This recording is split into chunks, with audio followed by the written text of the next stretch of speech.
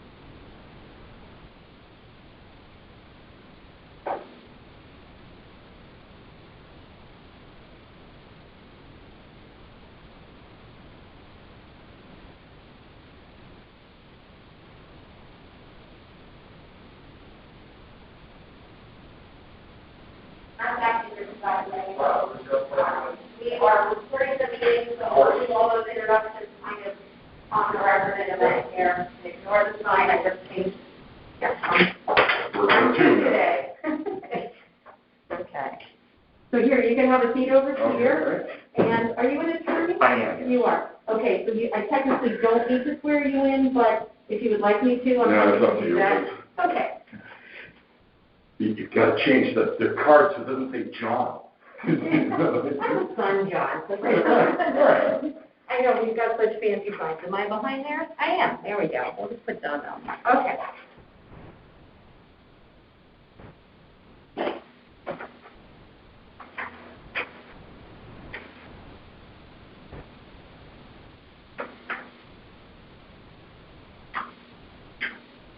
So we have another one other board member who might be joining the call, but she's not logged in at the moment, so we'll just start without her. So, okay, I'm going to have a little trouble with the recordings in here with this silly thing.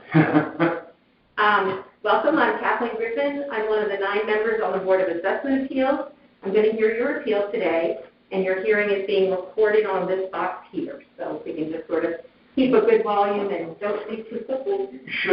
Is the mask an issue with the recording? So I don't believe it's the mask. I think it's more the echoing in this room. I know. I was debating whether I should get them to bring us some cloth or something, try to bring some leather, but I don't know if that's, anyway, to keep the echo down. Okay, so I'm going to read a few things into the record. Please correct me if any of this is inaccurate. Your appeal number is 436. That's correct. Okay, the property address is 945 Sasko Hill Road. The owner on the property is Geetanjali Gupta and Nwanze Chukwuemeka. Thank you for saying that on my behalf. My pleasure. Okay.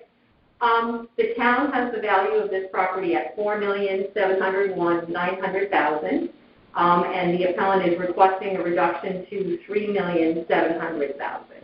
That's correct. Okay, great. So I'm just going to confirm you are either the owner or the authorized agent on this property, and if you could state your name for the record. I am the authorized agent on this property. My name is Robert Russo, and I am an attorney representing the owners. Okay, so I had on my sheet that it was going to be Chris Russo. Yes, so Chris Russo is my partner and younger brother. Okay, so we're going to just change that. Yes. You are Robert Russo. Okay.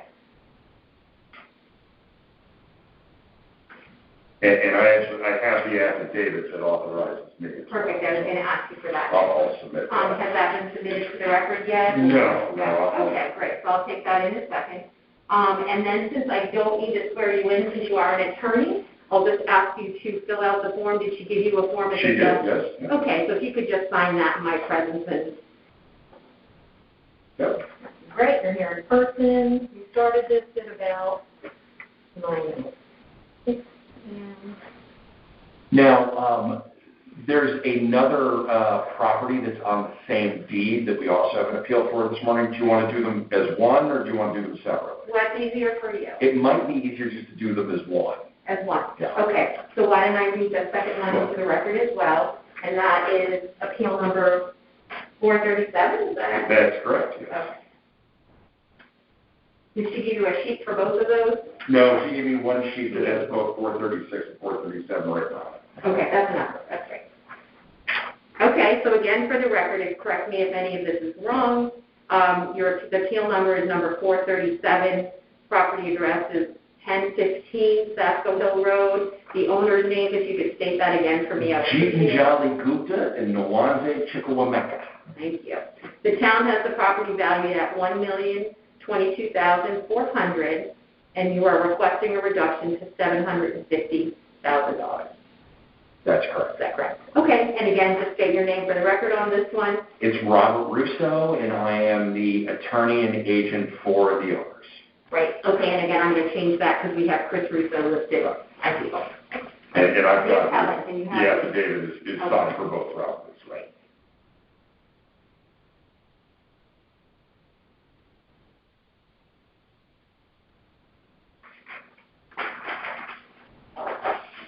Okay, and I don't see a lot of paperwork previously submitted for these two appeals. Is that correct? So I just have kind of copies of the field card at this point in time. So. And that's correct. And actually, the only thing I'm going to submit is probably, or it is already recorded on the field card, which is just a copy of the warranty deed by which my clients purchased the property. Okay, great. So let's see. I'm just going to say, yep, now's your opportunity to provide testimony as to why you believe the market value of the two properties is what you requested and not what the town has them at, and that to be as succinct as possible. And that'd be great. It's the reason why I had called a few days ago to try and continue this hearing was because we've had complications getting inside the house because of a COVID infection. So we do not have an appraisal complete yet. But my clients bought the property in January of 2018 bought both properties in 2018 for a combined value of $4.65 million. And we believe that to still be the accurate value. Okay, I'm sorry, hold on one second. It looks like we do have Paulette Kuzo, who is also on the board. Do you know Paulette or not? I do know of Paulette, yes. Great. I think I can unmute her here on this computer, and let's see if she wanted to join the call. Let's see if we can hear her voice when I do this. I think I can do that. Paulette, can we hear you? Yes, I can. Okay, great. So yes. she's listening, yes. and so she will be one of the additional people on your property here. So I'm just going to turn the volume up a little bit so if she speaks, we can hear her. Great. Great. Okay. Hi, how are you? So good, how are I know you? we've been listening for a bit, but Attorney Russo is here to do the two of those together. Great, okay. Yeah, so it's two separate properties. It's 945 and 1015, but they've been transferring under the same deed for quite some time. And 1015 functionally just is the backyard of 945 in that instance. And my client, after the property was on the market for a very long time, my client bought the property for $4.65 million in January of 2018. They've pulled no permits. They've made no improvements. And even though the market is certainly up 10% in the last year, frankly, that was the market recovering from the losses of 2018 and 2019. We believe that 4.65 is still the appropriate market value. Paulette, before you joined, I was sharing that we've ordered an appraisal of the property, but unfortunately, one of the owners has had COVID, and we've been unable to get anyone in the property to complete the appraisal. I'd asked for a continuance, but there were some issues, I think, with the process there in that instance. So I wanted to come just not to lose our opportunity. Okay. That being said, I have a very simple argument, which is they paid $4.65 for it in January 2018. I have no reason to believe that the market value would have gone up any since then. And really, that is my entire argument at this point. Simple. Okay, so do you, let's see. I'm going to give you the affidavits and the warranty deed. Okay, great. And just to confirm, they have told you've not been in the property, but you're confident that they have done no work? They are confident that they've done no work. They pulled no permits. There's nothing that's showing up on the town records in that instance. And I did ask to say, hey, did you? And I have said this in front of my client, though I feel awkward doing it. It's an odd property. It honestly looks like Dracula's castle. It's a very unique French Tudor, but it is, I was in the property for a charity event many years ago, and the taste of the home is very unique in that instance, and I do believe that that's one of the things that's held the value down so hard, because it's not the water side of Sasco, but you do have actually a view that kind of looks back over the marsh towards Fairfield Beach, but the home itself is it's not for everybody, is kind of the polite way of putting it in that instance. And that's what I think has kept the value on this property really reduced. Okay. And so, how long was it on? You said it was on the market for a long time. Do you have any idea what the list price was or how long? They started up in the 8s. They started in the 8s, and it took forever. This is one of those homes that was vacant for a long time and kept having the high school kids break in and throw parties in it. And it really took a while to move. Unless either of you have any questions, I have nothing further. Well, I think the only thing I was concerned, and Paulette may have a question as well, is that we have the two parcels appraised separately. Yes. So I'm assuming the two numbers together add to the $4.75 million, is that correct? To get there, right? So you're asking for $750 on one, right, and $3,007,000 on the other. Okay. Yes. And is the separate of the 1015 Sasco, that's a building lot? Yes. It could be a building lot. It would need a driveway. It's totally uncultivated at the moment, but it could be made into a building lot. And you'll notice that we haven't sought much of a reduction on 1015. We believe it's really 945 where most of the overvalue stands. But as it's been trading as one under one deed, it's a little tricky to split it out amongst the two of them. Yeah, I'm a little surprised that there's one deed for two properties. But they did merge them, I guess maybe that's... Right, yeah, to keep them separate. It's not uncommon where you've had a similar owner. 4.65 in January of 2018. January. And I think they've appealed the property before, is that correct? Yeah, we appealed it in 2018, I believe. Okay. Was there a reduction? I believe there was a reduction granted. I can check the There was a reduction granted. It was the town, and forgive me because I'm doing this from memory, I believe the town had it in the very high 7s, and they reduced it to the high 6s.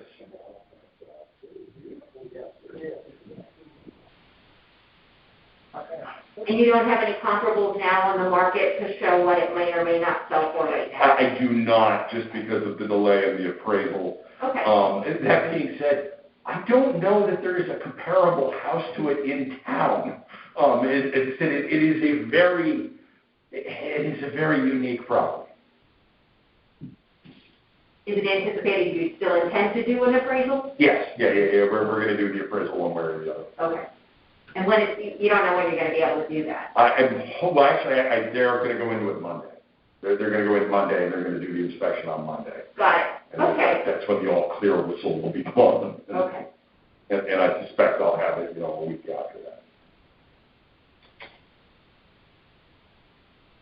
So not to tell you what you think you're going to find or not find when you do that appraisal, but are you expecting it's going to reflect sort of the same market value? You just haven't started to look at it yet. Yeah. You can probably submit it if you do it, assuming we don't decide, this weekend. You probably can submit it if you get it done quickly. We can take a look at that. That will provide us a couple of, I'm assuming, some comparables, right, to support your request. Yeah, it absolutely will. And I don't encourage my clients to appeal until we've had a conversation with the appraiser, and the appraiser has just taken a general look to make sure that we're not wasting everybody's time and money in that instance. So I am confident that our appeal is going to our appraisal is going to come in at the values that we're appealing at, even though I have the cart before the horse a little bit on this one. Okay, that would just provide you with some additional supporting documents and some comparable properties to support your... Yeah, and that'd be great. So I will submit that as soon as I get it. That would be great. Awesome. Yeah. Paulette, I'm going to stop talking now. Do you have any questions for Attorney Russo? No, I don't think so. I can look up comps too. I don't really see anything. He's right. It's a unique property. There's nothing really like it. So having that appraisal will be a really good thing. Thank you. I appreciate it. I'll get it in as soon as I can. Perfect. Okay, thanks. All right. Awesome. Thank you very much. We have nothing else for us. I can read you the closing statement for your two appeals. Let's see. So thank you. Paulette and/or I will be presenting your property to the majority of the board in the deliberation session for consideration and vote. You'll be notified by mail of the board's decision within 7 days of the decision. We hope to make all decisions in March, but with 650 of them this month, we may request the first select woman give us an extension to April. If your appeal is denied, you can come back next year. If you were granted a reduction, you cannot appeal again until next reval in 5 years. And if you don't agree with our decision, you can take it to the next step, appeal your decision in court, and instructions on how to do so will be in your decision letter. Thank you very much. Appreciate your time. Thanks for, not having to reschedule. No, wonderful. Have a great day. Thank you. Are you done for today? Or I'm done for today, but you've got my younger brother coming. So. A little bit later this morning? Yeah, right, exactly. Okay. Have a wonderful day. You too. Bye, Paul. Thank you. Bye-bye.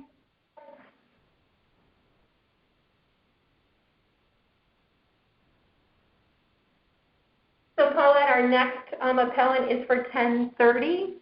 I believe that one is still on schedule. I'm just going to read into the record that Mr. Attorney Russo had requested a reschedule, so we're happy that he ended up not having to reschedule and was able to come this morning, and we will be accepting his appraisal as soon as he gets it to us early next week. And I think that's it for the moment. I'm just going to organize the paperwork here and see if our 9:30 is here. You're going to stay on the call for the rest of these? Yeah, Paulette? yeah, I'll be here. Okay. Yes. Perfect. Okay, you'll Okay. probably hear me shuffling paper, but I'm here. Or down the Okay. hall. All righty. Yeah, and we do not just, I don't know how many of these you've been on yet, we do not stop and start the recording between each appellant. We just leave it on. So, if somebody doesn't show, we just leave it recording until we're finished at noon or whatever. We don't stop and start each appeal. It's just too much work Okay. for IT. So the tape will just, Yeah, it will continue recording. Okay. So feel free to put yourself on mute if you want, till we get the next person in here, whatever you want to do. That's what I'll put myself on mute for now. Yes. Oh, Okay, thanks. I think, you know what, let's make sure you can. I think you can mute and unmute yourself. If not, I have I'll control try. over my computer. Let's try it, see what happens. Okay, I'm trying. Okay.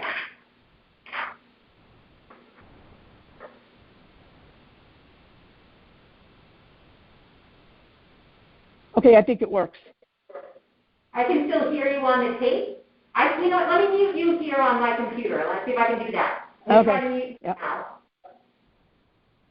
Okay, I just muted you, so why don't you try to talk?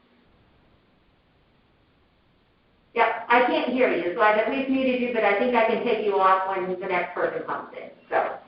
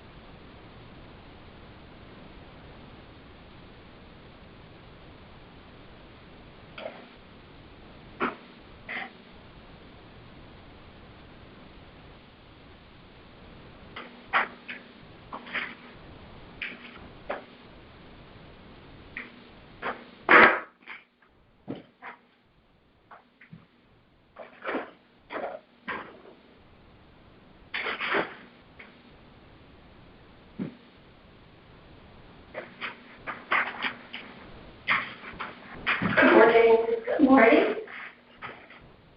Go into your file for appeal number 40, please. Number 40. Okay. All right? And that's one of mine this morning. Yes, 11 o'clock. Okay. Thank you.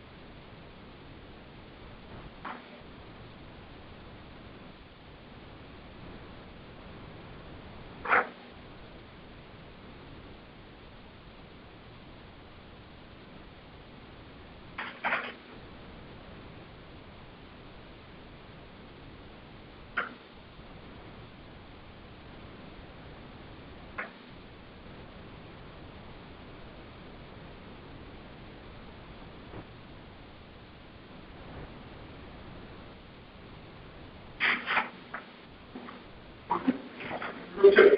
Yeah. Hi, Chris Russo here for an appeal of two properties on Sasko Hill Road. Okay, great. So we actually have Paulette Kuzo on the line here. So she's one of the other BAA members. I'm going to unmute her, and Paulette will say hello. I'm Kathleen Griffin as well. Okay. So let's see if I can do this successfully. Paulette, are you there? I'm here. Okay. I'm here. Morning. So Mr. Russo Morning. just showed up for his 9:30 and his 9:45. Are they the same owner on this property? No, they're different. They're totally different. Okay. I'm going to be done before 10 because they're about as straightforward as they get. Sure. Okay. So hold on one second. Let me grab your folders. I wasn't sure. I was trying to get ready for that. Okay. Let's see. So.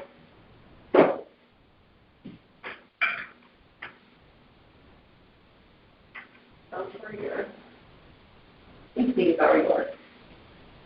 734. Yes, 734 and 668. Okay, so I'm going to, let's see, read this appeal into the record. And you can correct me if anything is wrong. And I think you've had some appeals already, so you probably know that I'm Kathleen Griffin. This is Paulette Kuzo, also the Board of Assessment Appeals. We're two of the 9 members on the board, and we are going to hear your appeal today. So if you could correct me if any of this is incorrect, we're doing Appeal 594 first. So this is Appeal number 594. The property address is 734 Sasko Hill Road. The owner of the property is listed as Meade, Robert, March, and Catherine. Right. The town has the property valued at $4,426,800. You're requesting a reduction to $4,200,000. Correct. That's correct. Yes. Okay, great. And are you an attorney? I am. You are. Okay, so I won't need to swear you in, but again, if you could just state your name for the record and whether you are the owner or the authorized agent. Chris Russo with Russo and Rizzio LLC. I am the authorized agent for the property.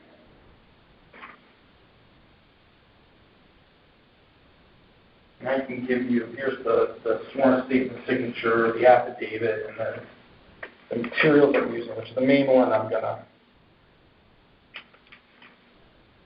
Okay, so you're submitting some new material into the record. Well, it's field cards, just which you already have, Okay. but just so you have it for that. Sure. And then this little worksheet that's kind of like a little Okay. So give me aid one for the second. presentation, Okay. which is, not too much on this one. Okay, so this is March 4th. Record, and you handed me the affidavit, or that's already in here? Yeah. Oh, that's it right here, okay. Yep. With copies of the field card. Yep. Okay, so With that's the- all with the new. law. Okay. This is the sheet that you're going to be speaking to right here, right? So Correct. 594.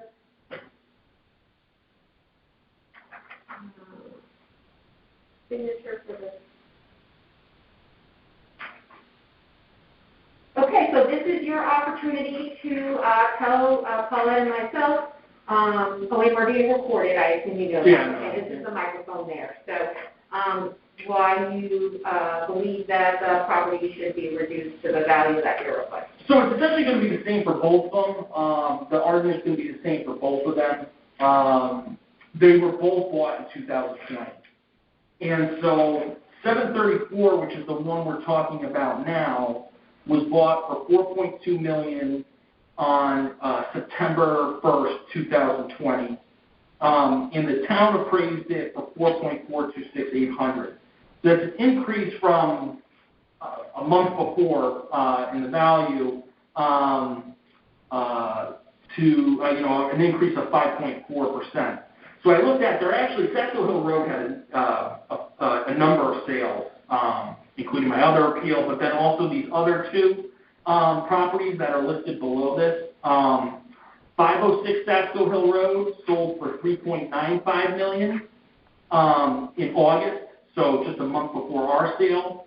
And the town, in their appraisal, has it at $3.509,600. So the town decreased their appraisal from their sale price by 11.15%, whereas ours went up 5.4%. And then 702 Sasko Hill Road sold the exact same day as ours. It sold for $5.25 million, and the town appraisal brought it down to $5,100,200. So that was a decrease of 2.85% from the sale price to what the town appraised it for. So I'm not really sure why ours went up 5.4% and the other two, one went down 11.15 and the other one went down 2.85%. On the request, we just asked to go back to our purchase price, which was a month before the reval date.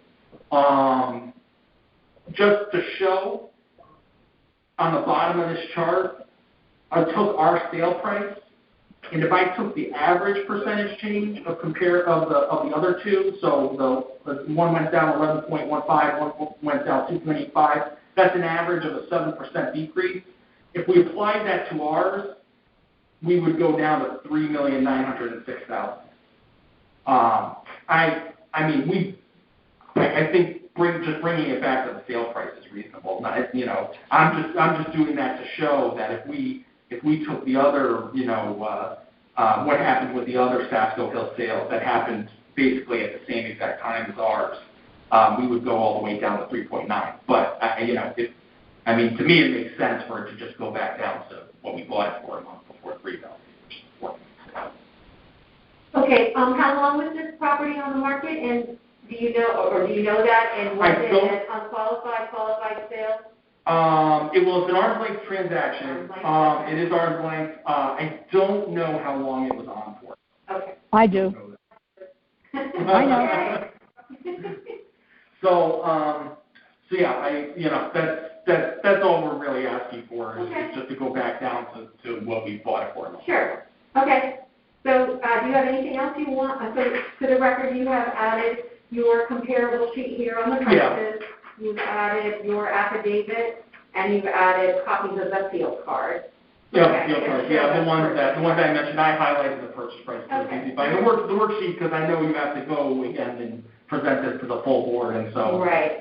I thought this would be like a little cheat sheet essentially. Very helpful to have a summary, especially when there's when you have 600 something appeals. Well, yeah, and 100 pages. Some backup is 100 pages for each appeal, so you can get overwhelmed. So yeah, and that's just a little cheat sheet. Okay. Basic argument. We finished the sale a month before the reval date. Okay, so give me 1 second to close this paper. Paula, do you have any questions for Attorney Russo? I don't have any questions, but I can tell you that the house was on the market for 488 days. 488 days. Okay, and it was an arm's length transaction. Okay. Yep. It was on for almost a year, and then they took it off for 2 days and put it back on, and then it was on for 9 months before his clients bought it. So a total of 488 days if you total up all the days. Yeah. I'm sorry, what was the second period of time that it was on? Second period of time was actually 1/22/20 to 9/1/20 when they closed on it. That period was 154 days. The previous period was February of 2019 to January of 2020, and that was 344 days, for a total of 488 days.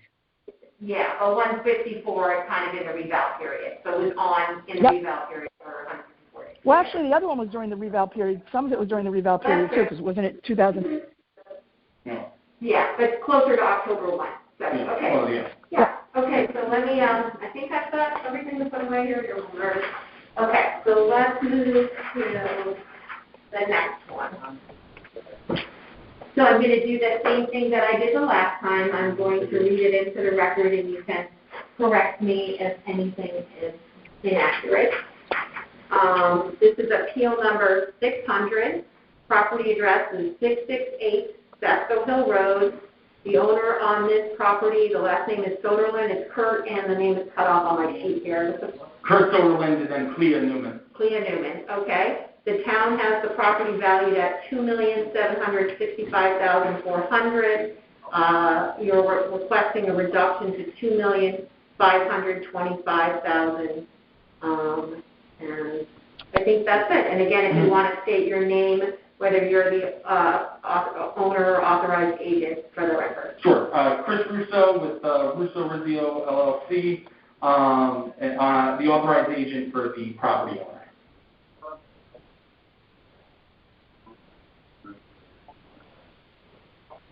Okay, and again, this is it looks like you just gave me some Yeah, I gave you the affidavit. signed affidavit. Sure. I gave you another one of these little cheat sheet things, and Okay. and then the field cards for them, so you have them all together. Okay, this is number 600, submitted on, oh yeah, appeal number 600. Oh, yeah, all right, sorry. Submitted on 3/4/2021. Copies of the field cards, they pull out the cheat sheets. And again, this is your opportunity to tell us why you believe that property should be reduced to the value that you are requesting. Great. So it's the same argument as the previous one. It was bought for $2,525,000 in March of 2020. So a little bit earlier than the previous one we discussed. But same thing. We're looking to go back to the sale price that what we bought it for.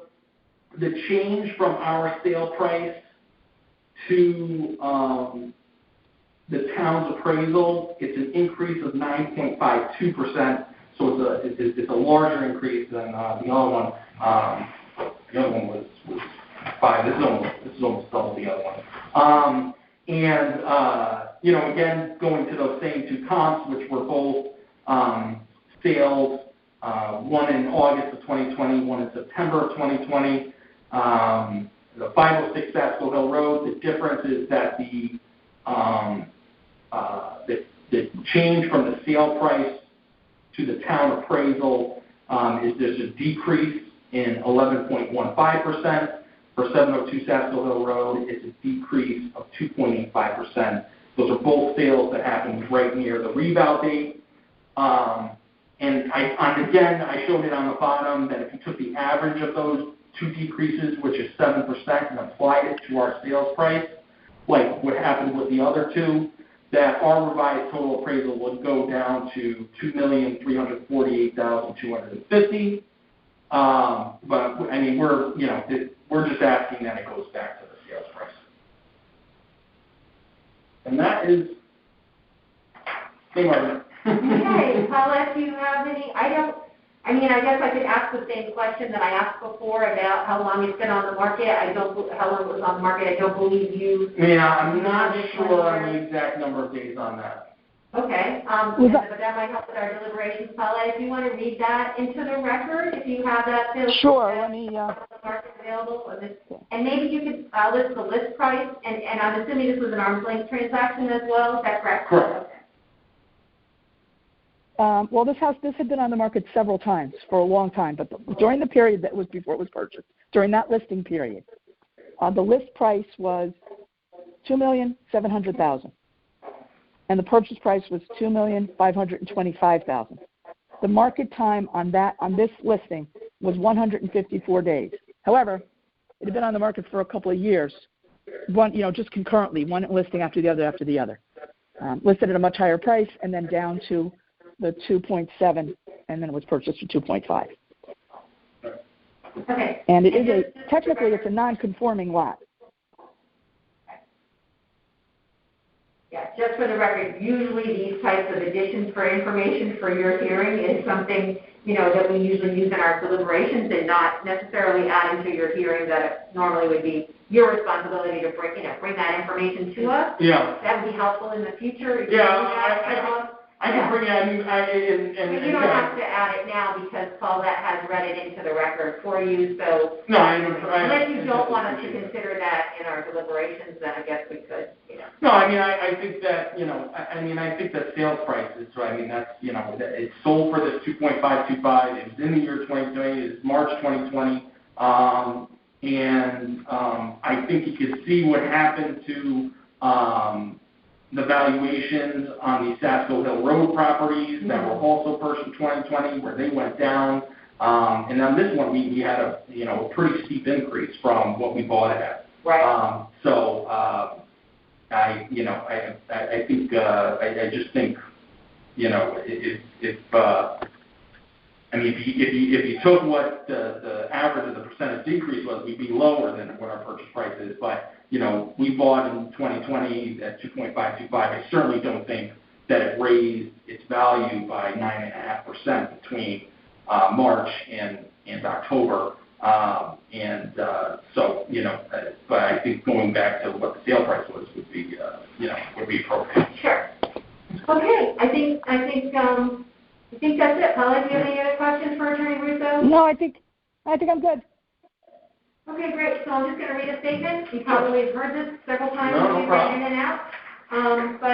Let's see. Thank you for appearing before the board. Paulette and/or I will be presenting your petition to a majority of the board at a deliberation session for consideration and vote. You'll be notified by mail of the board's decision within 7 days of the decision.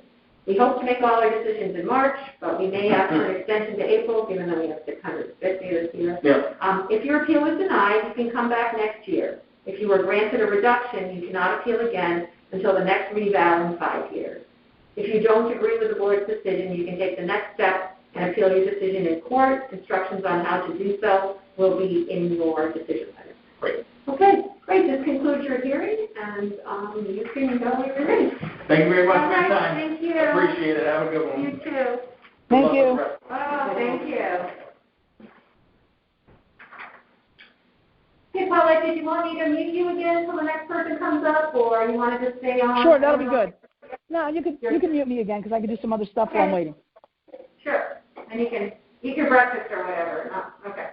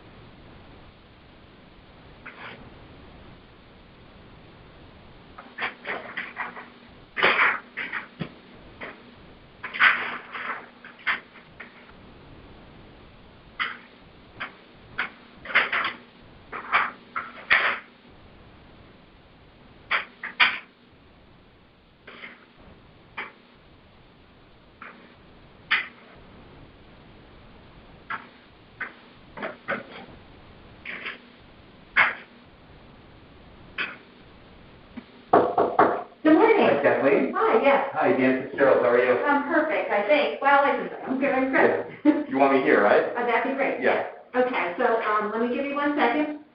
We actually, I'm Kathleen Griffin, and we have another board member, Paulette Kuzo, who's hearing with me this morning. She's on the speakerphone. I'm going to unmute her so she can say good morning. Okay. Let's see. Paulette, are you there? I'm here. She's there. I'm Hi, here. Paulette. Hi, how are you? How are you? Good, thank you.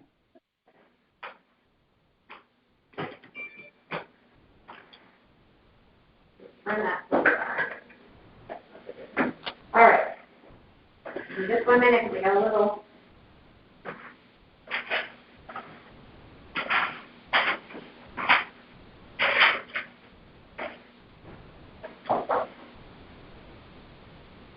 I thought you guys might be doing this on Zoom. I was surprised that you're doing it in person. You know, I'm surprised too. Some towns are doing all in person, although I believe the statute allows us to do it, you know, remotely. Normally, you have to come in person. You know, that's always been in the statute, but with COVID, the executive orders allowed the appellate. We felt, with all the technology, we're required to record you. This is recording you. Right. We're required to post all your documents online. There's just, to have us be at home or whatever, there was too much technology for us to do it from our home. So we came in, and then we're giving the appellants the opportunity to either call in if they want to or show up. Right. And the majority want to come in. They want the face-to-face. Yeah. They want to tell their story, and they want to be here. So I'm happy that we didn't do it all remotely, you know, for them. And for us, it's just easier for me to be here with all the paper. I wouldn't want this all over my anyway. So I think we're good. Okay, so I am just going to read a few things into the record. Okay. And then, and I introduced myself and Paulette. We're 2 of the 9 members of the Board of Assessment Appeals. We're going to hear your appeal today. And as I said, your appeal is being recorded. I'm going to state a few things. Please correct me if any of this has been accurate. So the appeal number is 573. Property address is 580 Sapco Hill Road. The owner of the property is 580 Sapco LLC. The town has the property valued at $3,640,600. You are requesting a reduction to $3 million even. And I think that's it. Is that all accurate? That's correct. That is correct. Okay. You write down the time we're starting this. Okay, here we go. And then the next thing, I just need to confirm whether you are the owner of the property or the authorized agent, and if you could state your name for the record. I am the authorized agent. My name is Daniel B. Fitzgerald from Brody Wilkinson. I'm representing 580 Sapco LLC. I have to run. I did bring a written So authorization. why don't I take that home, and then this is first off with you. Right. Perfect. It's all the Ravis paperwork. Has nothing to do except for the, you'll see buyer broker in there, which I changed. They want us to. Oh, Paulette, do you want me to mute you? No, I think I'm good now, thanks. Okay.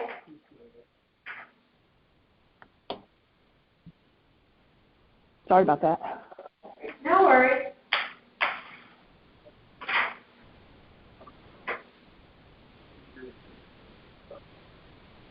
And I don't need to swear you in because you are an attorney, correct? Correct. Okay. Okay, so now this is your opportunity to tell the board why you believe that the price that you're asking for is the correct market value for October 2020 and not the value that the town has placed on the property. Sure. And, you know, the basis of this appeal is pretty straightforward. So the town, as you said, has appraised the property with a fair market value of $3,640,600 as of October 1, 2020. My client actually purchased the price on February 8, 2021 for an even $3 million. And that's the basis for the reduction. And we know that the value of the property did not change between 10/1/20 and the purchase date on February 8, 2021, because the house was on the market that whole time. In fact, the property was initially listed on September 4th, 2019, for $3,499,000. It didn't sell. I'm sorry, tell me again what that price was, $3,000,004? $3,499,000.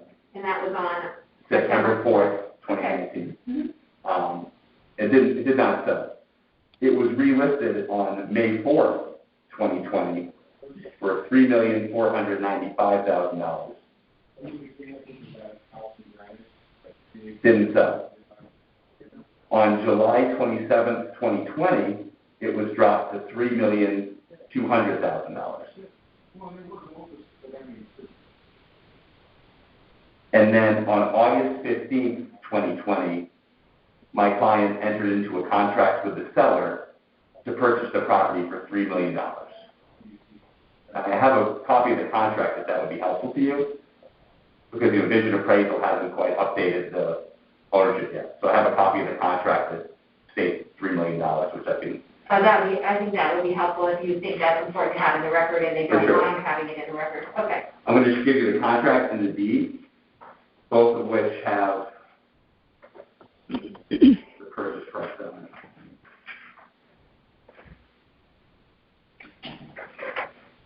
Perfect, thanks.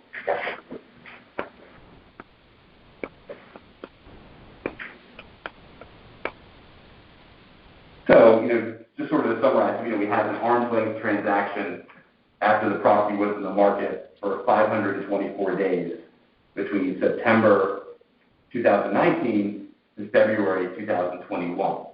We have a contract right around the revaluation date in August 15th at $3 million, which was the ultimate purchase price when it closed in February. So it's fairly simple, but that's the basis for the appeal. I'd be happy to answer any questions that you might have. Paulette, do you have any questions? I don't have any questions. I was looking at the MLS as he was, presenting the case, and it's exactly what he's saying. Everything that he mentioned is right here in front of me, so I don't really have any questions. It's pretty clear to me. Right, and it was an arm's length transaction, and there was nothing unusual added or subtracted that would have affected the sales price. Obviously, that's arm's length, that's arm's length. Correct, yeah, it was an arm's length transaction.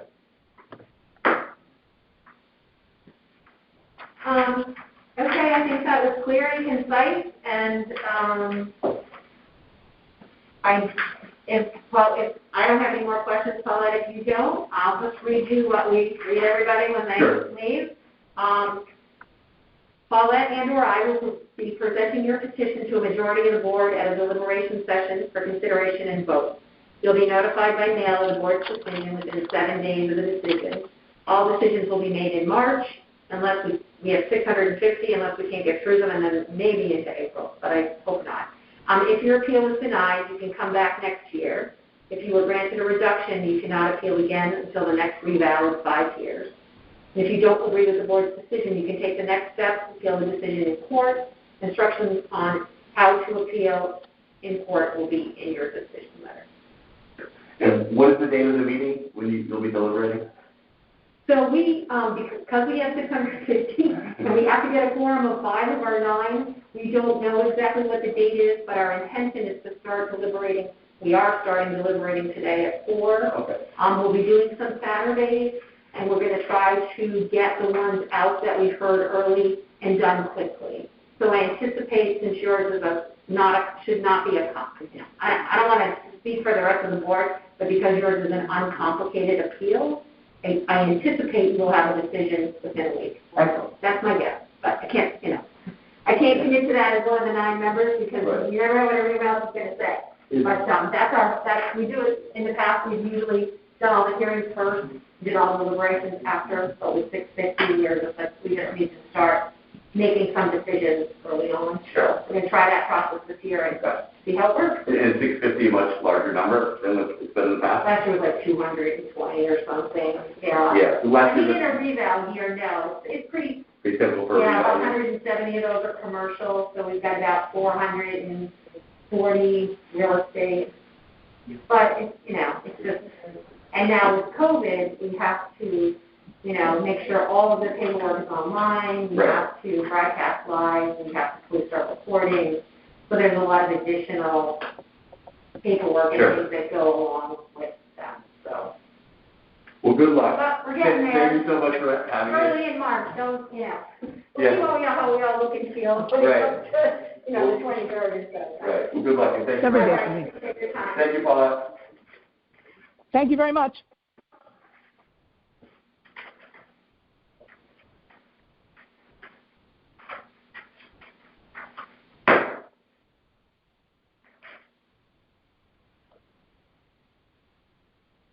And so, Paulette, just so you know the process here, I can put this in the record as well, it's no secret.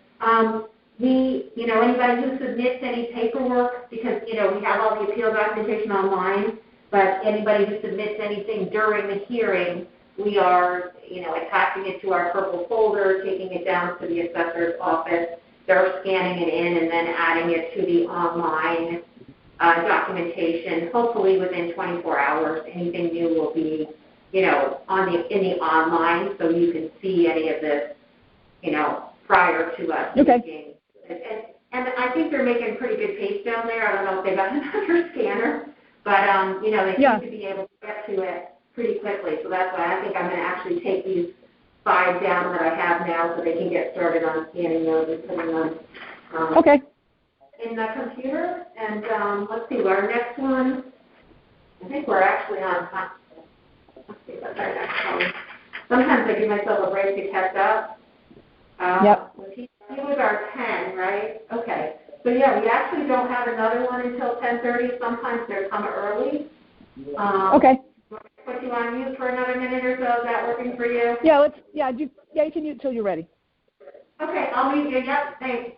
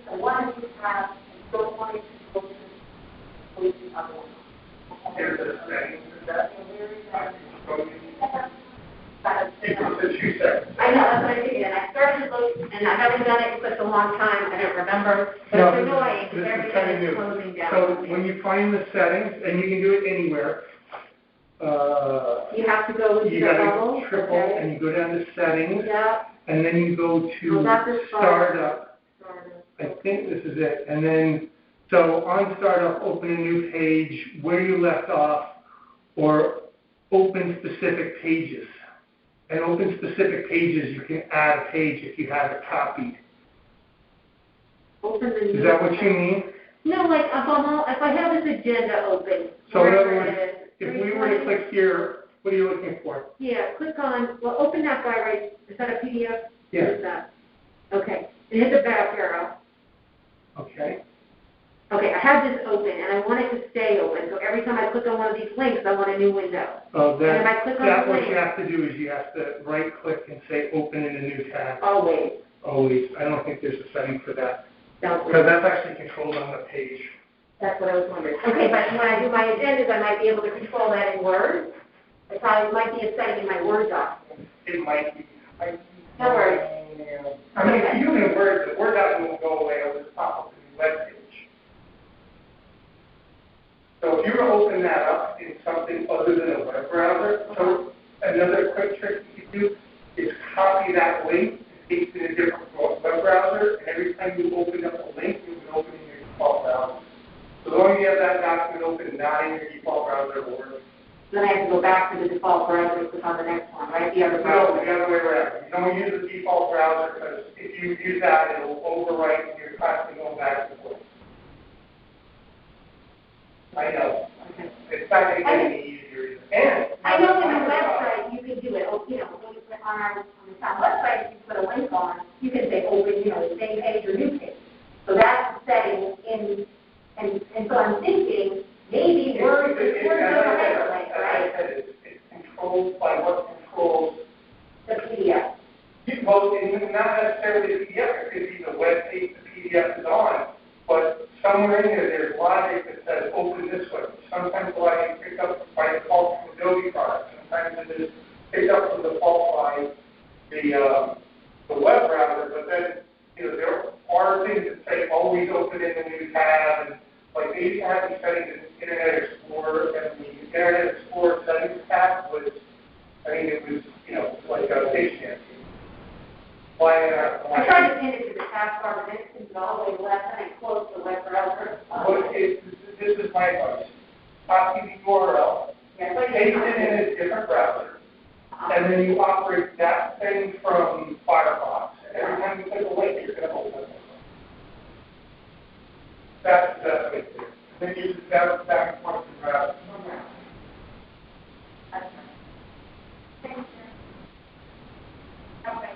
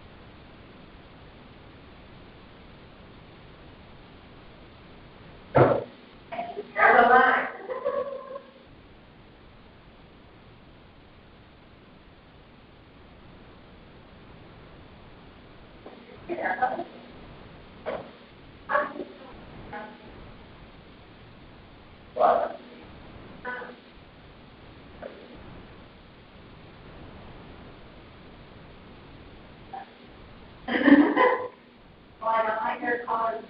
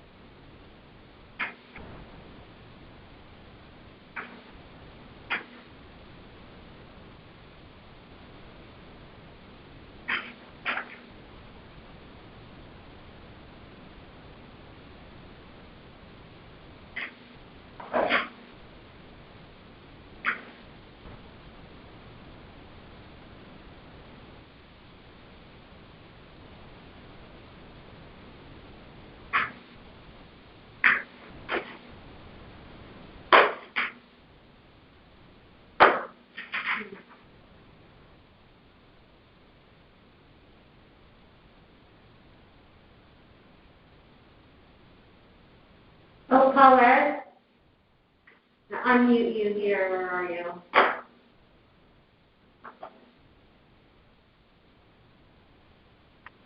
Paulette? I'm here. Okay, I'm just reading my sheet here. I'm like, why are they not showing up?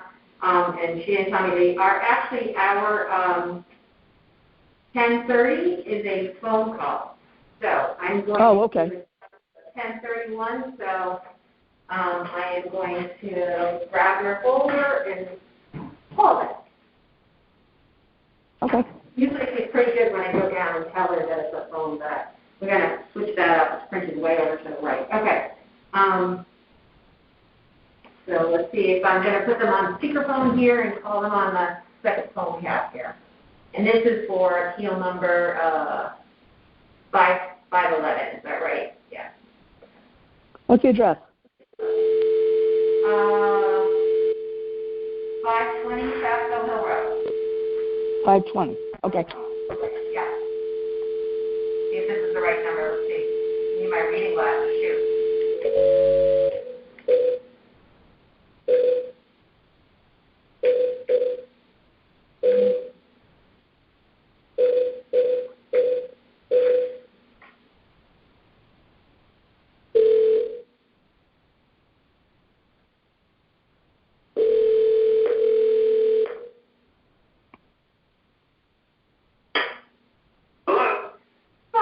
Kathleen Griffin calling from the Board of Assessment Appeals in Fairfield, and I also have Paulette Puzo here on the call. Am I speaking with? I was expecting you to call me on my landline. I have my attorney, Bill Fitzpatrick, on hold. I'm going to call him now on the landline if you hold one moment. Sure, or I can call you at a different number, whatever you prefer. That would be terrific. The one I filled out was 203-259. 0802. 0802. Okay, I'm going to hang up and I will call you right back. Thank you very much. You're welcome. Hold on one moment. Are you still there? Yeah. I I think I can merge these calls. Let me try that, okay? Okay. Hi, Bill, are you there? I am. Kathleen, are you there? I am. Oh, terrific. And Paulette, are you there? I am. Okay, can you guys hear Paulette as well? I can. Okay, if I need to move her phone a little bit, I will, but if you can hear her, I think we're good. Okay. Kathleen, Paulette, this is Bill Fitzpatrick. As you know, I'm an attorney in Fairfield with Fitzpatrick, Ray Bologna.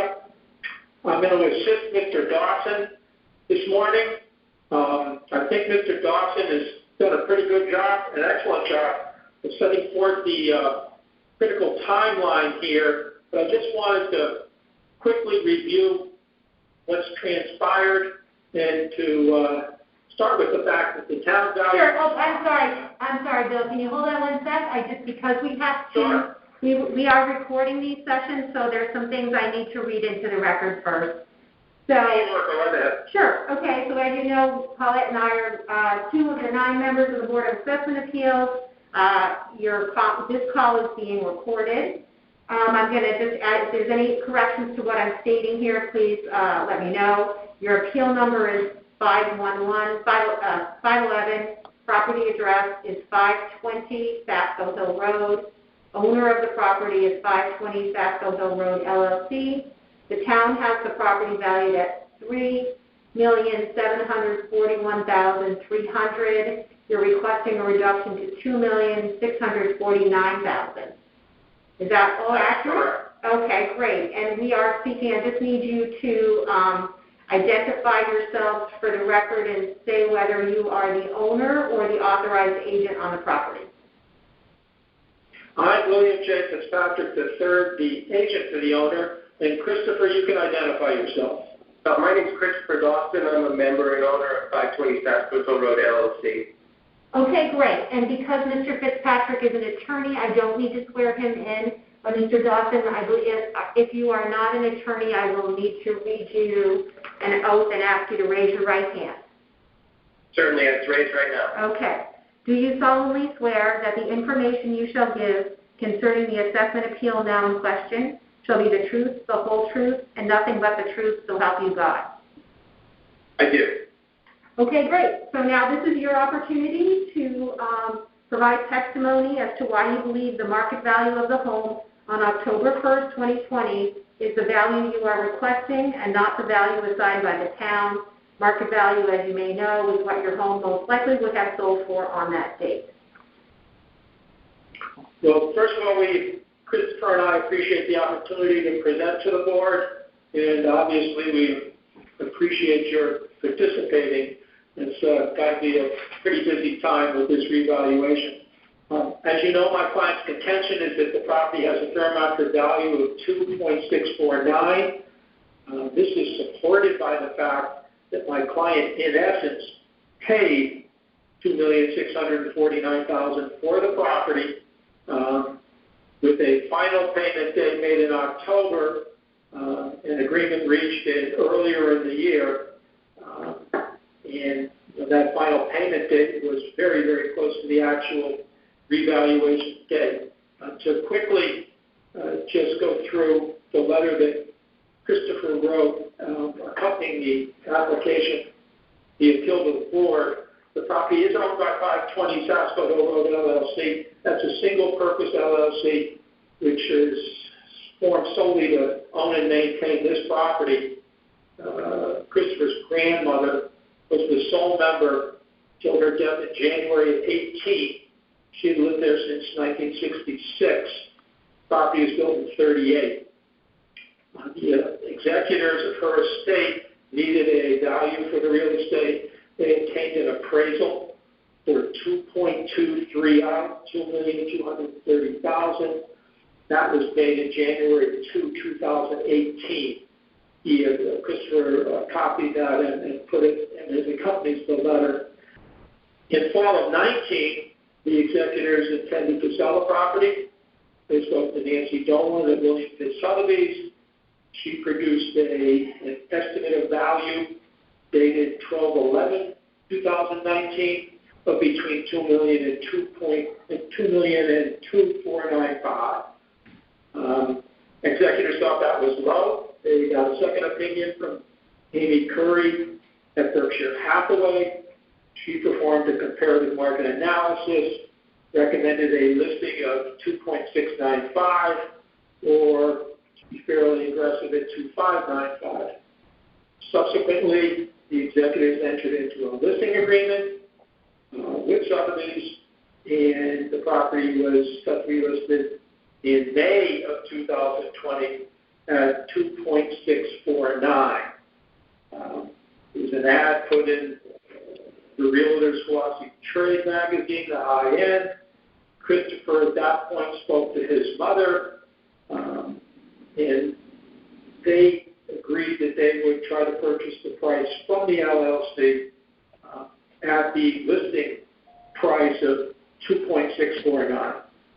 There were various things that took place relative to the timing that the sale was completed in October 2020 at a valuation of 2.649. The bottom line is that the property was sold at fair market value because there were other owners insisting on fair market value at a valuation of 2.649. The Revale company was unaware of this transaction because it's a sale of interest in a limited liability company. And as such, a deed is not placed on the land records. So that they had no way of knowing of this sale. But the fact of the matter is that realty is set forth in Mr. Dawson's letter. The property was transferred in the year 2020 at a valuation of $2,649,000. As far as, by doing these tax appeals, this is as clear evidence of value as can be attained. There's a sale of the property and in virtually the same time frame as the revaluation, and the valuation was 2.649. Therefore, we're requesting that the market value be reduced from the $3,741,300 to the demonstrated fair market value of $2,649,000. If it's relevant to submit evidence of the LLC transfer, again, which nothing goes on the land records, we'd be happy to do so. Otherwise, at this point, Mr. Dawson and I would be happy to answer any questions. Bill, if I could just correct one thing for the record, the appraisal that was submitted to the executors of the estate was dated in June of 2018, not January. Okay, thank you. And what was the value on that appraisal, did you say? The June 2018, I know it's a couple years old. And what was the purpose of that appraisal? I know it's in the paperwork here, but... The purpose of the appraisal was for the estate tax return, and the valuation was $2.23 million. So that was in June of 2018, and that was as of that day, $2.23 million? Correct. And that was it, and it was... Christopher, I've got that in front of me. It says as of January 2018. Oh, okay. And then it's dated June 4th. I'm sorry. Well, you know what it is? It was dated June 4th, but it's a value as of January. So take that for what it's worth, folks. Okay. And that appraisal was attached to the petition. Correct. Yes, I see that here. I just was trying to figure out, and the purpose of that was for tax reasons on the estate. Can you explain that a little bit? Well, an estate has to, in order to close an estate, the executors have to file a tax return. And so all the assets have to be indicated as such. Okay, so this would have been... You need to file a federal estate tax return, and that is based on what the decedent owned at the time of her death.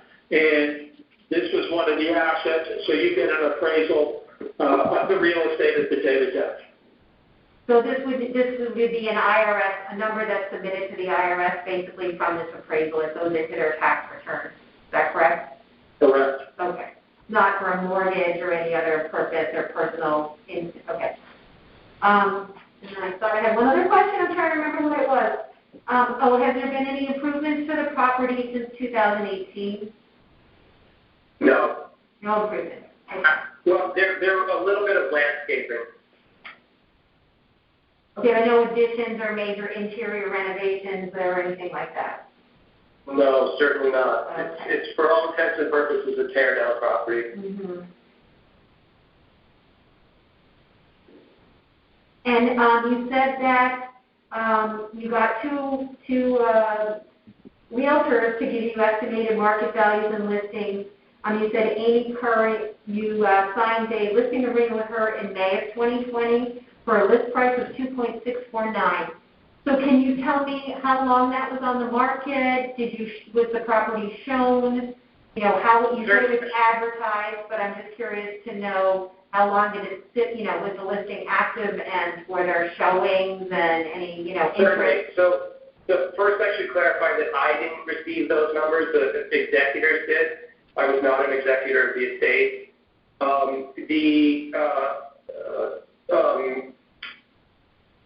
Listing agreement with Ms. Nancy Dolan at Sotheby's was signed, I believe, in May of 2020. The property was subsequently, the house was decluttered of, let's say, the elderly accoutrements that my grandmother had here. For the purposes of showing it, it was professionally photographed by a real estate photographer. And as we indicated, there was an advertisement placed in their glossy trade magazine, full page, in June of 2020. I don't believe the property was ever shown because for personal reasons related to the pandemic, I approached my mom and suggested a proposal that we buy the outstanding interest in the LLC. So as to whether it was shown, I'm uncertain, but it wasn't on the market per se for more than a month or a month and a half. Okay, and I thought you had said before you got a quote from Amy Curry in May of 2020, and then Nancy Dolan was in 2019, but then you ended up listing it with Nancy Dolan at Amy Curry's price. Is that right? Well, Nancy Dolan had suggested a value between 2 and 2.49. Right. And my understanding is the executors felt that that was lower than they had hoped, so they solicited a second opinion from Amy Curry. She suggested 2.695 as a high end, 2.595 as a low end, and she said specifically that 2.695 would leave room for reduction if necessary. So the executors then went back to Ms. Dolan and said, you know, we'd like to work with you. We're going to go for this higher range. Let's do 2.649. Ms. Dolan agreed. And that was the number agreed to in the listing agreement and as advertised. Got it. Okay. I may have misstated that. If so, I apologize. Oh, no, I don't think you did. I just assumed that Amy Curry got the listing when she gave you the price, and in fact, that was just an opinion, but you ended up listing. So the listing would have gone under Nancy Dolan, and it would have been on the market. You said it was actually listed for 30 days, 60 days, but it was never shown, right? Yeah, I don't know if it was shown. It was definitely prepared to be shown. Right. Okay. And whether there was any interest. And photographed. Okay, and whether there was any interest in it, you don't know that either. I'm uncertain about that. Okay.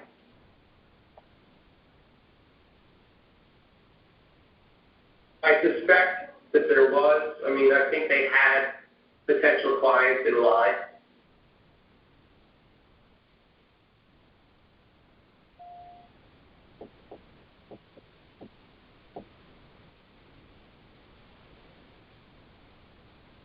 Okay, I think that's all of my questions.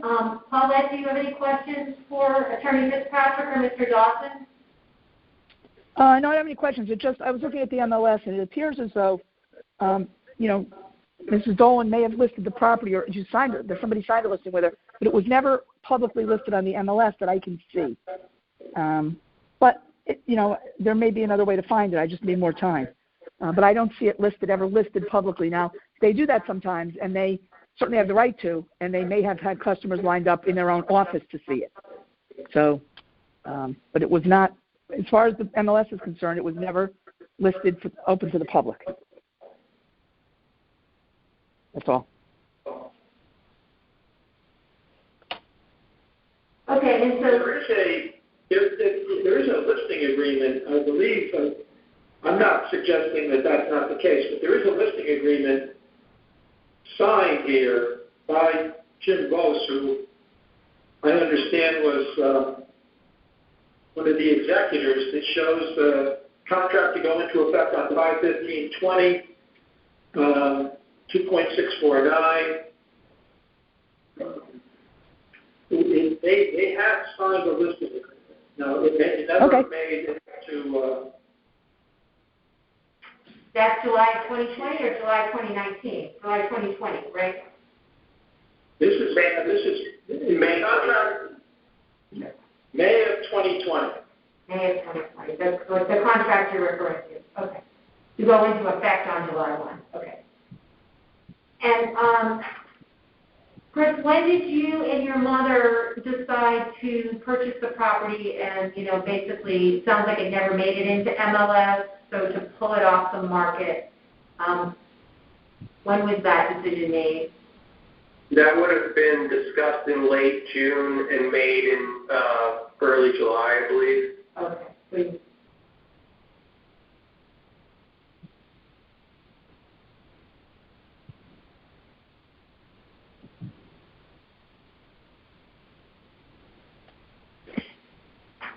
And so at some point you canceled the listing, I'm guessing, right? That's what ended up happening.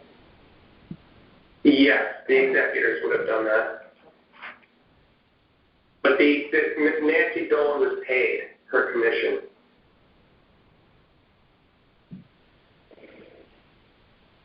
For the work that she had done on the right up to that time. Right, because she had taken the photographs, that someone had cleaned it up, right? Taken out the grandmother's items. Okay. She and her daughter were here with professional. I don't know if they were movers, but they did a lot of work on the interior of the house to declutter it. Stagers, yes, they're very helpful in the real estate market. Okay. So, they are. Yeah, so you just don't know from her, she never followed up with you as to how much interest she did or didn't have. You just said there may have been interested parties, but they were never shown the property and you were never really aware of any offers that they may have made to you or to the estate to purchase it, you know, at a higher price or anything like that.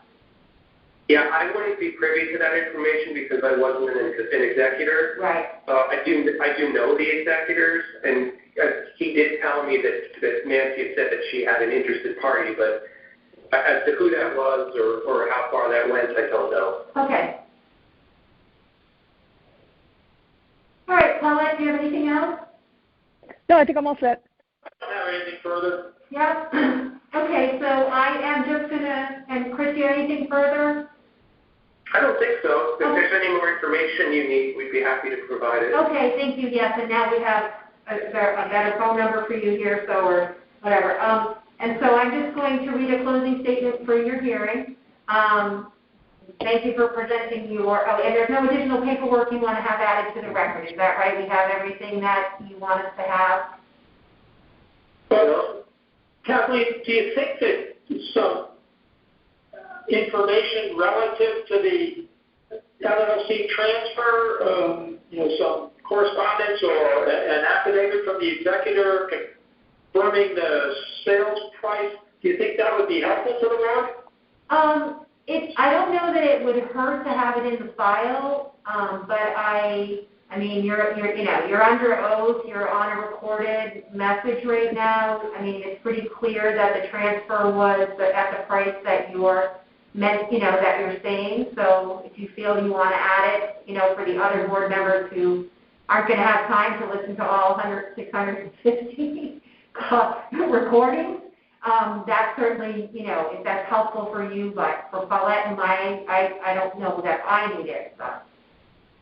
Okay, well, maybe what I'll do is discuss this with Christopher after the fact. So I'd like to, at least reserve the opportunity to send something in if he and I decide that it makes good sense. Yes, please just ask me, if you do email something in or bring in a hard copy, just ask, the Ross to, or whoever's going to accept it for you, to let Paulette and myself know that you've added the extra paperwork, and also make sure you include the appeal number when you submit that.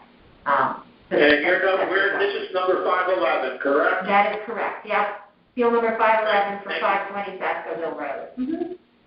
Great, thank you. Okay, so I'm just going to read a closing statement if that's everything. Paulette and I will be presenting your petition to a majority of the board at a deliberation session for consideration and vote. You'll be notified by mail of the board's decision within 7 days of the decision. All decisions will be made in March. If your appeal is denied, you can come back next year. If you were granted a reduction, you cannot appeal again until the next reval in 5 years. If you don't agree with the board's decision, you can take the next step and appeal your decision in court. Instructions on how to appeal in court will be in your decision letter. And if you don't have any additional questions for at this time, I was going to say you can leave, but you can hang up since you're on the phone. And thank you for your time. Well, thank you very much. Kathleen, can you just tell me the likely time frame for the decision with the full board, so that I can know when to submit something with Chris if we decide to do so? Yeah, we're doing things a little bit differently this year, just with the sheer volume. So we're actually starting deliberations tonight. We'll be deliberating on Saturday. I mean, if you feel confident that you can have us something by, Monday or Tuesday of next week, we could put it on the schedule for deliberations. Paulette's on next Tuesday. I think both of us are on deliberations. So, hopefully if you could, the sooner the later, but we will not try to decide tonight or Saturday if you feel like, you need another day or so to get that paperwork in. Yeah, I'd appreciate that. And I've got 2 closings tomorrow, so tomorrow's not a great day. Okay. But if you could give us until like the end of the day on Monday, that would be very helpful. It will give Chris and I the chance to discuss this a little bit. Sure, not a problem. Great. Okay. Great, I appreciate that. Thank you both for your time. Okay, thank you. All right, bye-bye. Thank you. All right, bye-bye. Okay, Paulette, I'm going to take a sip of my tea. I'll put you on mute for a minute. I'm going to go see if our next person is here. So. Okay, Kathleen.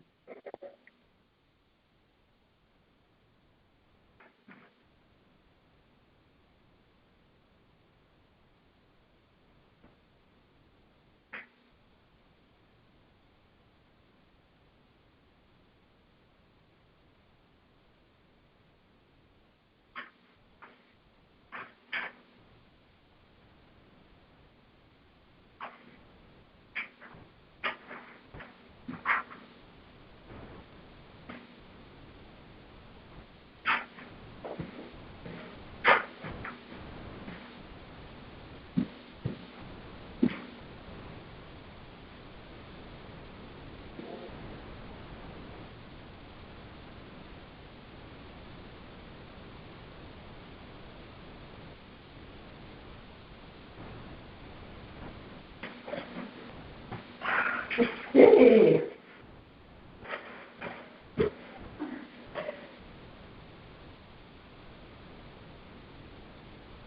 So.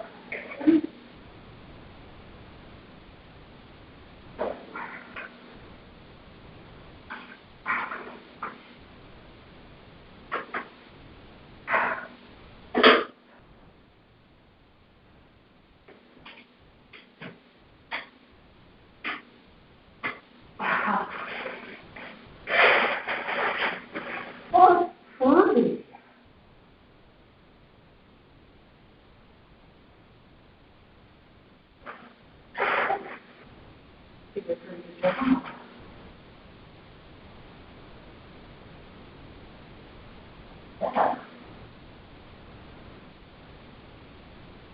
It doesn't look that nice, but.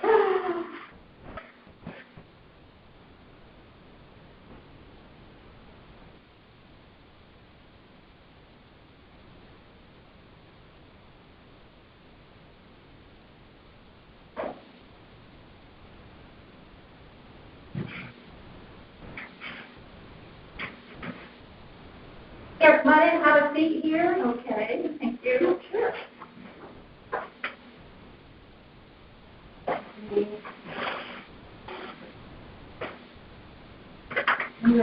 Let's see. Maybe not.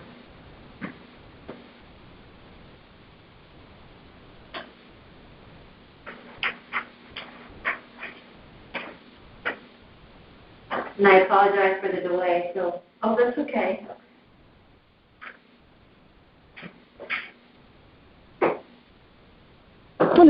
Oh, I gotta go on my Oh, Paulette, I'm sorry. Did you want to stay on for Okay. the rest of it?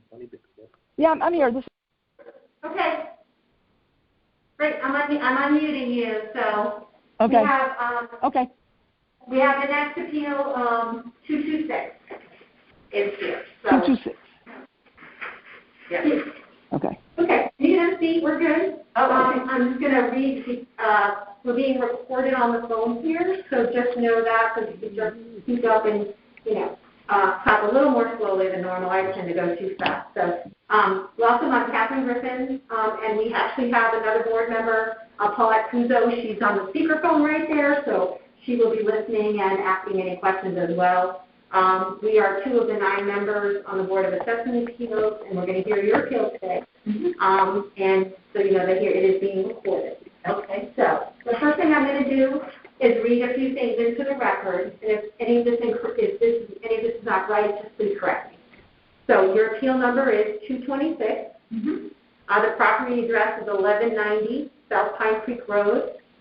The owner of the property is Joy S. Mazzaro. The town has your property valued at $781,600, and you are requesting a reduction to $640,000.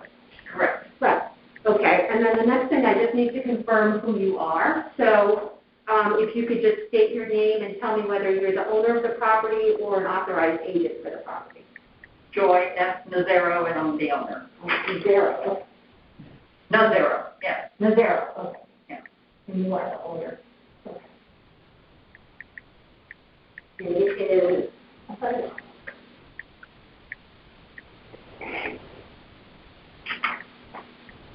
Okay, so the next thing I'm going to ask you to do is to raise your right hand so I can swear you in. Okay. And then I'll have you sign. Did she give you a sheet downstairs to sign? Yes, I did for here. Okay. So do you solemnly swear that the information you shall give concerning the assessment appeal now in question, so me the truth, the whole truth, and nothing but the truth, so help you God? Yes, I do. Great. Okay. So now this is your opportunity to provide testimony as to why you believe the market value of your home on October 1st, 2020 was the value you are requesting and not the value assigned by the town. As you may know, market value is what your home most likely would have sold for on that date. Correct. Great. Okay. So I'm just going to take some notes, and then we can ask some questions or whatever afterwards, and Paulette as well. Okay. I do have one piece of paper that was in your packet that I have presented before. I inadvertently made a mistake on the list price and sale price, which I will be talking about today, so I wanted to give you that. Okay, so this is a correction. That's a corrected one. It says on it, corrected, and it's in red. Perfect, that's great. So that you can see what the differentials are. Okay, so we will have them change that out or add it. So this is a change for or you said That's the first, with regard to the sale of raised ranches in 06824, which I'll talk about. Okay, great. So I think we're good. We're ready to go? Yeah. Okay. First of all, I want to say thank you, Kathleen, and to the other board members for being able to present my appeal on the assessment of my property at 1190 South Pine Creek Road. The real estate market is currently in a bubble, as everyone knows. It's a seller's market with the influx of people coming into Fairfield. However, even with this influx, which drives the cost of houses up, not all homes are selling at premium prices or at list prices. The package I presented to the board shows an Excel spreadsheet, which I just gave you a corrected version of, with a comparison of raised ranches sold in zip code 06824. They were sold. Okay, hold on a minute. I'm just going to read into the record your change because Okay. one, Paulette can't see that, Yeah, and two, it'll also okay. be in the record for anybody else. So Paulette, if you have, if you happen to have her appeal up in front of you, The one that she's changing the value on is 77 Green Acre Lane. So the list price has been changed to $615,000. The sale price to $600,000. That's the sale on June 12th of 2020. Okay. Okay. Yep, I got it. So the spreadsheet that you have there is raised ranches that were sold during the base period of 10/1/2019 to 10/1/2020. As you can see, that the most expensive of the homes was $600,000. And that's the Green Acre Lane property, right? Right. Okay. That was the most expensive on that sheet. They ranged anywhere from a sale price of $369,000 all the way up to $600,000, and there was 12 properties that were listed there. And attached to that is also the description of the property and the pertinent information with regard to that. The next thing I had presented was the Remax broker's opinion included in that package, and you could see my property was, they're showing that they can see my property selling at $625,000 to $640,000, which is $25,000 to $40,000 more than the most expensive raised ranch that was sold during that base period. Now, based on that opinion, the total assessment would be $437,500 to $448,000. And the land assessment, based on 70%, would be in the range of $371,875 to $388,100. So, as you stated earlier, Kathleen, the current assessment shows an appraisal of $781,600, where the broker's opinion will go with the higher version is $640,000. That's a difference of $141,600, which is pretty high. And I'm sorry, what was the date of the Remax that gave you the estimate for the $625,000 to $640,000? The date of that was January 4th of 2020. So a year ago. Or 2021? Actually, that should be 2021. Okay, that's what I'm wondering. Yeah, Okay. 2021. So that broker's opinion was January 2021? Yeah, that was just recently. Okay. Is that incorrect in the record as well in the paperwork? There's a lot of paperwork here, so I just want to make sure I see where that is. And the letter from Remax dated January 4th, 2020? Okay, should be January 2021. Okay.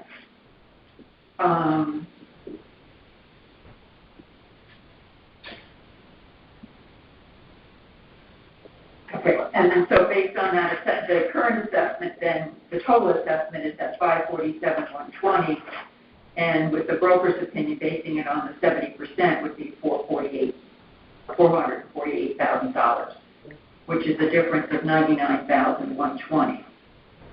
Now, in the package also, I have included a comparison of diverse homes with comparable lot size in the South Pine Creek area. My property has the highest land value and the highest land assessment, although it's the smallest of the living area. Now, these are, as I said, diverse homes, not just as a comparison with the raised ranches that I gave you before. Okay, I'm sorry, can you just point me to where that is in your packet? It should be the next grouping of packages, and it's okay, so entitled. after the Michael Traum letter, right? Correct. Okay. It's a comparison of neighborhood homes. I've got it. Okay. To South Pine Creek. Mm-hmm. And it gives you current value, current land value, assessment values, improvements, living area size, and then a comparison of the homes to my home at 1190. Okay, and the current value you're reading there is the appraised value, is that correct? On that column B? You say current value. We've mentioned assessed versus appraised a little bit, and I just want to make sure we're talking apples to apples. So the current value is as shown in the phone call. Okay, I'm a little behind. Okay, I'm sorry, I thought you were on. No. So if they call downstairs, just tell her. Okay. Yeah. We had issues with the printer. So. Okay, no worries. Okay. Sorry, I apologize. That's okay.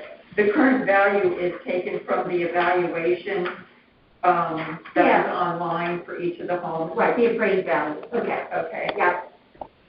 Okay, so there was a number of those given for the that's close to my home. Right, and you're at 781. Okay, yeah, I see you at the bottom. Okay. Yes, and I'm at the bottom in red. In red, perfect. No, you did a very nice job. Okay. Thank you. What's your Excel skill? Okay, so what I'm saying here is that I have the highest land value estimate and highest land assessment, although the smallest living area of all those homes.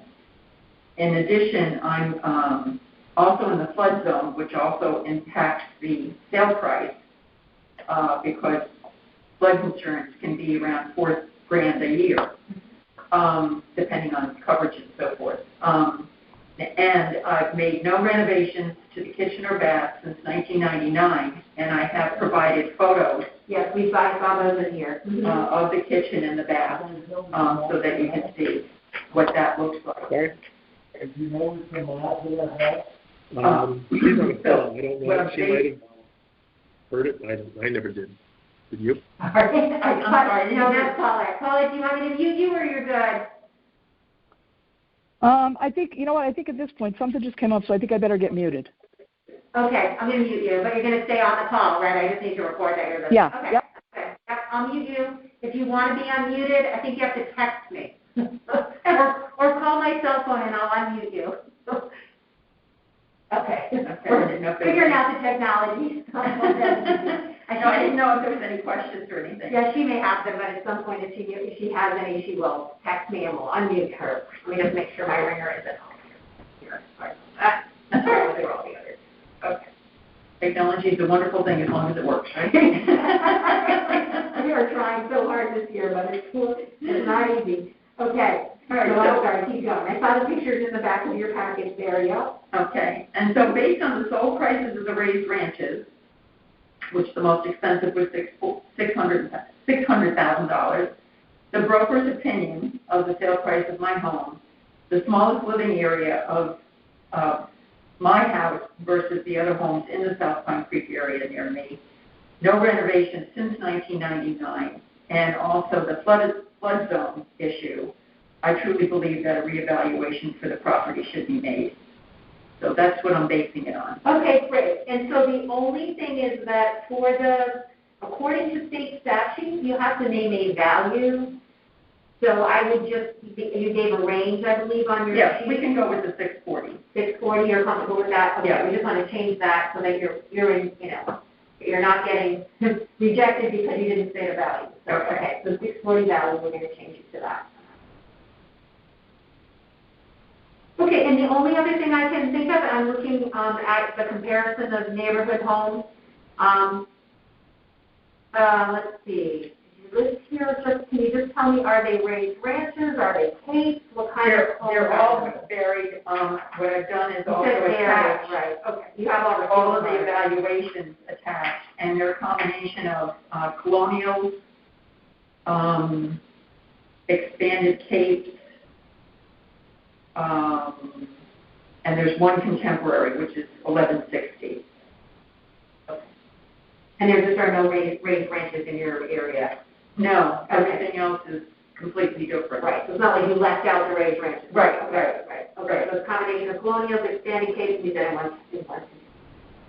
And they all have more living area than you, their lot sizes are similar to your lot size, and their values. Okay, and none of those have sold? No. The only one that sold, and that was just recently, was the 1160 Contemporary. That was just sold in December. Okay, so 1160 South Pine Creek Road sold in December. And that's in the little section of J. It states there, but its living area is 1514. And they're not in the flood area because they're up higher. Right. Although they're in the same zone, but they're clearly, not in the, they're not in the flood area. I mean, they couldn't be flooded unless the water comes up a lot. And they're 2,800 square feet, similar size property, but you said they're not in the flood zone and you are, but you have half the square footage that they have. And it sold for $850 on 12/30/2020. And yet the value was given of $940. So here's another one that was much lower than what the current value was listed as. And you believe this is your square footage from the field card, it's not like they have you incorrect? No, this is from the information on the internet for their cards. Okay. Okay? Yep, I mean, you certainly gave us a lot here. I think in the future, we're gonna maybe not have to have you catch all the cards, or we're gonna have to come up with a one-page summary card, because it creates a lot of scanning for, you know, the people downstairs, a lot of paperwork for everybody else, so, I think you did a great job, and I appreciate you know, having little charts and things for us, so that's very helpful, and figure things out. So, and this is the correction. Oh, you had the 615 and the 600 backwards. Right, that's what I wanted to show. Yep. So if you have the numbers there, they're just reversed. I'm sorry about that. No worries. Okay, I'm just going to read you then she hasn't texted me to say she has any questions, so nope. Do you need this back, Kathleen? Oh, yes, I did clear you in, right? Yes, you did. And I signed it, but... Perfect. No, that's why we're having them give it down the desk, because I forget to ask people to do that all the time. So today is March 4th. Now, what is the process after this? Sure, so that's what I'm going to read you right now. Oh, okay. So, let's see. Okay, so thank you for coming today. Paulette and I will be presenting, or one of us will be presenting your petition to a majority of the board at a deliberation session for consideration and vote. You'll be notified by mail of the board's decision within 7 days of the decision. All decisions will be made in March. If your appeal is denied, you can come back next year. If we grant you a reduction, you cannot appeal again until the next reval in 5 years. And if you don't agree with the board's decision, you can take the next step and appeal your decision in court. Instructions on how to do so and the deadlines for doing so will be in your decision letter. Okay. So. Okay, very good. Yeah, and if you don't have any other questions for me at this time, your hearing is concluded and you're free to go. Okay. Well, thank you very much. I do appreciate your time. No, I appreciate yours and as that well. of the board. And I know that it's a lot of work. It's early in the month, so we'll take a look at our eyes and, you know, or whatever else our bodies when we get into like March, you know, 2017. All your work that you do. Yeah, well, thank you. Yeah, it's good. It's nice to meet the people in town, you know, there were 650 appeals this year. Wow. And, you know, I thought a lot of people would want phone calls, but most of them were coming in. They really want the face-to-face, so, you know, we feel that was important to offer people with COVID if they're willing to come out of their homes. Yeah. And if not, they can, you know. Yeah, initially I did have a phone call. Oh, you did? And stuff, and then it came back and they didn't do anything, but maybe I just didn't have enough information for them. So this was good that I could, you know, give all the information.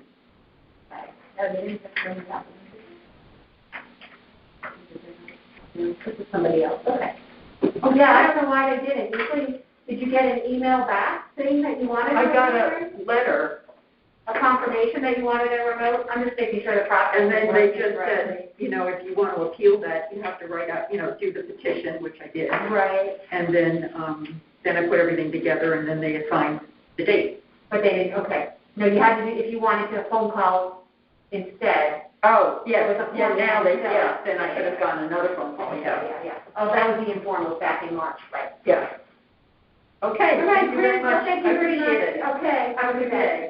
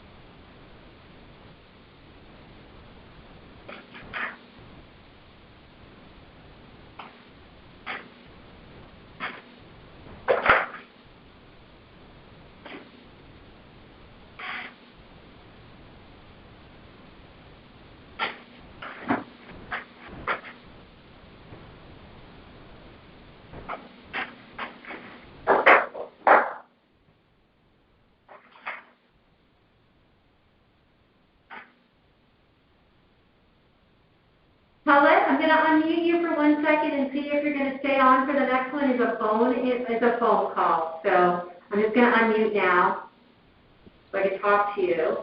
Paulette? Okay. Yep, I'm here. Okay. Do you want to stay on mute or no mute or? No, I think you know I have something to do with a client now, so I think I'm going to have to go for now. Sure. Yeah, you can hang me up. Yep. No, we can. Okay. We can talk later. I have some, you know. Yep. Yep. Okay. Thank you. Thank you. Okay. Bye-bye.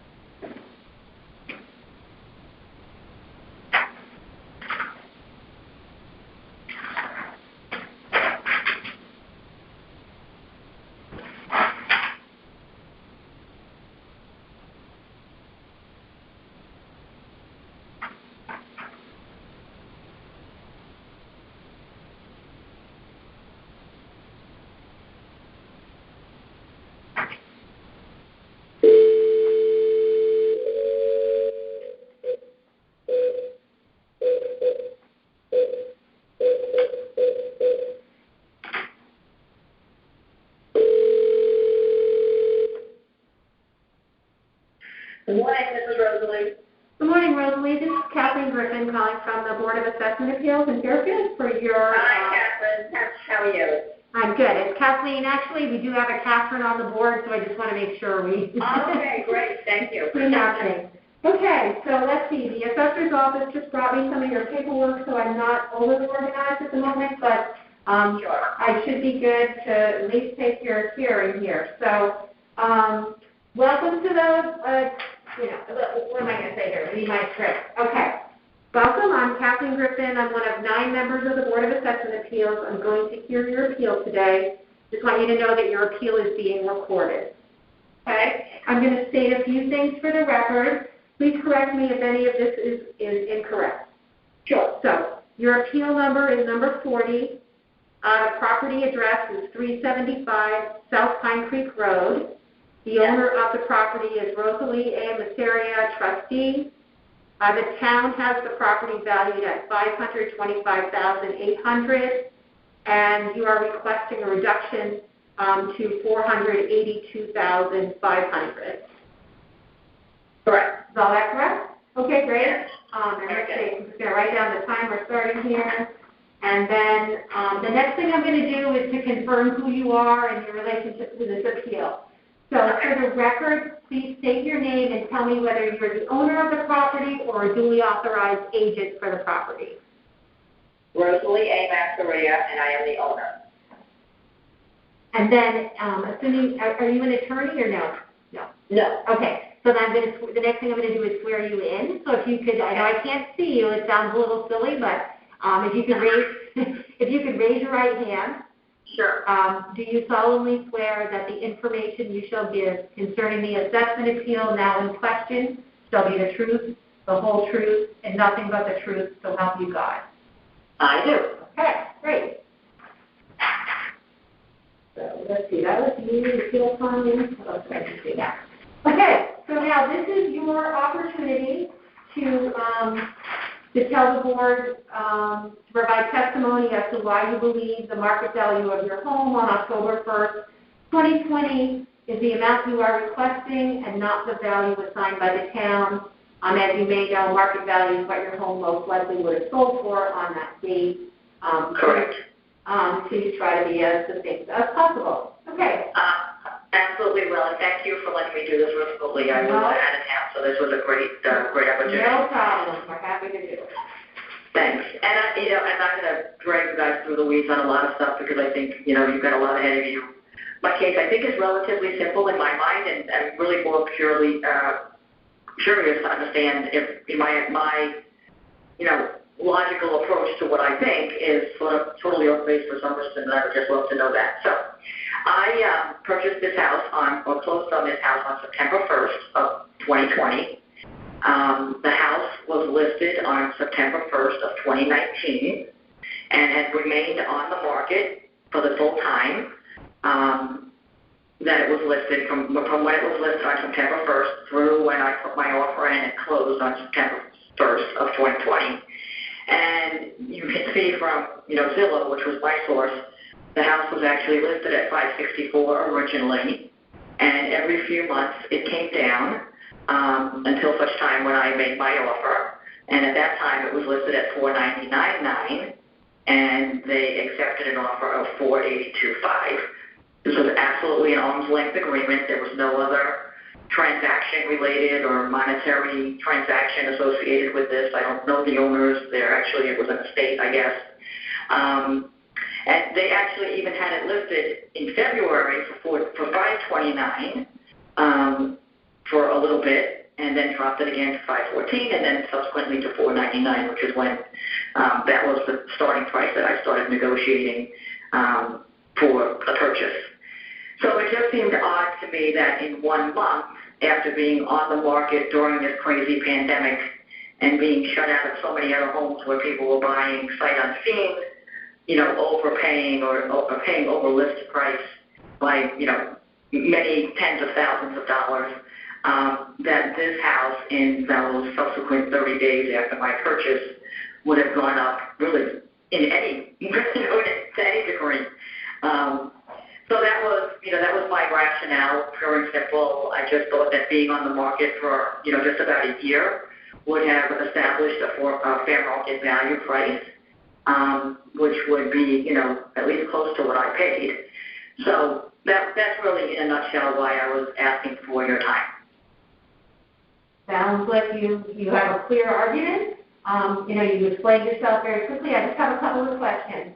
So do you know the date that it was listed at $499? Do you know the date that it was dropped? Probably in your paper, your Zillow probably showed that. Mm-hmm. Yeah, it was dropped to $499 on 6/20/2020. 6/20/2020. Okay. And when did you, when did you enter into, not close the sale, but when did you enter into contract on the property? Yeah, it was mid-July. We went back and forth, a little bit as you would expect. Mm-hmm. But it was mid-July where we started engaging with the attorneys and, with the, real estate negotiation process. Okay, in mid-July of 2020. Okay. Yeah, yep. And then you closed on 9/1/2020, you said? Correct. Okay. And they just brought me up a few things from downstairs. I don't know if it's okay. Is it more? It's probably more than what you had. Is any of it, a replacement for what was in your package already? I did see that you, provided the data supporting sheet, and then they brought me copies of all your emails and everything, so they kind of overwhelmed me a minute ago. Just want to see if there's anything new in what you, or I can look at that afterwards. I don't think so. I think, I think it was pretty straightforward in my mind, so I didn't, Yep, I see other sheets with the close with the different dates that you were referencing in here. Okay. Yeah, copies and then of copies of your requesting an email. All right, all that's not relevant to the case. I'm just going to pull the emails about scheduling off of there and just make sure we have everything else in the file. So sure. Okay. Do you have any other, things you want to add? I think that's all the questions that I had, and you also have that documented in the record. And so, do you have any other questions for me, or? No, I don't have any other questions. Sure. Like I said, it was more sort of understanding the process. I understand the process. I get it. Yeah. It was just more the timing for me. Right. Every other house I bought, I probably bought in the early part of the year, like May. So I never had this actually happen. Right. Taxes always go up. I understand the bill rates, all that. And I know that's going to happen anyway. It was really more the starting point for the price of the house. Right. And as you know, the revaluation process started, over a year ago now. So they started collecting the sales data. I'm guessing your sales data was part of that because you were an arm's length transaction. But at the end of the day, it is a mass appraisal process. They don't appraise, property per property. So, they just try to figure out how, my understanding is, how close, within, are they 8% coefficient of dispersion when the model is built? And that's pretty much probably, you fell within the statistical thing there, so why they don't have to put you right at, they don't do that. They don't go put people right at the sales price. They just use that to come to. So that's probably, how the model came up with it for you to get to October 1, 2020. Yeah. It's the date that they're really, so you were July, you're very close, and you didn't close until September, so. Right. Yeah. Yep. So that, anyway, it is some people don't understand that it's mass appraisal, so that's why. Yeah, no, I did dial into the call that, somebody hosted and explained, and I that was helpful, but again, it was for, so is that just how it goes, or is there, That's why you have a board, and that's why we're here to hear the individual appeals that, the mass appraisal may get wrong or miss, or, too high, too low, whatever. Yeah, that's our job. So, okay, sounds great. So I'm just going to read you a closing statement. So I will be presenting your petition to a majority of the board at a deliberation session for consideration and vote. You'll be notified by mail of the board's decision within 7 days of the decision. All decisions will be made in March. We hope, and if we can't get through 650, we'll be going into April. But if your appeal is denied, you can come back next year. If you are granted a reduction, you cannot appeal again until the next revow in 5 years. If you don't agree with the board's decision, you can take the next step and appeal your decision to court. Instructions on how to appeal to court will be in your decision. I'm good. I'm just between the mask and everything else. I can actually take it off now because there's no one in the room. So, okay. So if you don't have any additional questions for me right now, this concludes your hearing. And, you can hang up, or I can hang up, or we both can. So. Okay, very good. Thank you for your time. Well, thank you, too. Good luck with the process. I'm sure you're going to have a crazy day and a week ahead of you. It's okay. So we do it all in March, and then we enjoy the rest of the year. So that's our gift. Right. Good. Okay. Thank you. Thanks. You're welcome. Bye-bye. Bye-bye.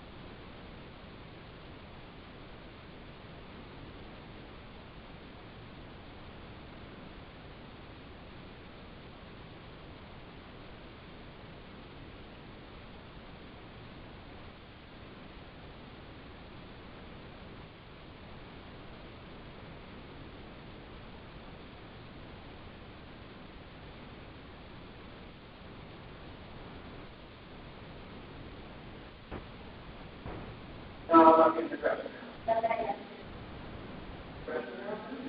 get back to what the X factor is in the R2, yeah. Yeah, Get back to like. But I did learn in graduate school how to poke holes in their impressions now. That's all I learned in statistics. Yeah. Everybody has a different way. Let's see. Okay. Did I grab the wrong folder here? Did I just do? Okay. Give me 1 second to set up here. Sure.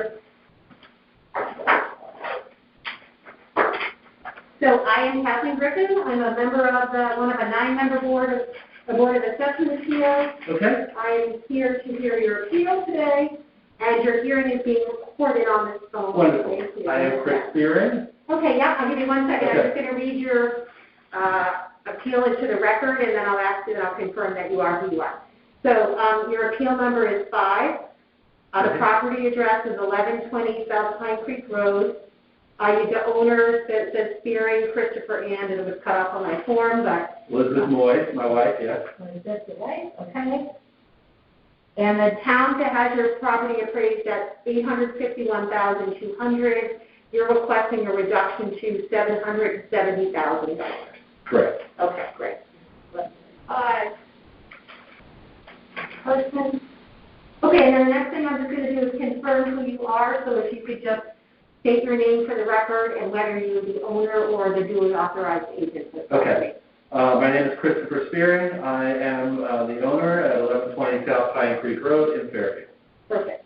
And now I'm going to ask you to raise your right hand. I'm going to swear you in. Do you solemnly swear that the information you shall give concerning the assessment appeal now in question shall be the truth, the whole truth, and nothing but the truth, so help you God? I do. Okay.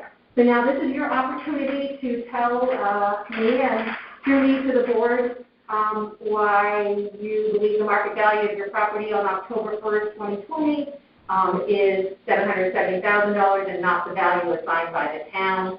Market value, as you probably know, is what your house would have sold for on October 1st, 2020 if it was on the market. Correct. Okay.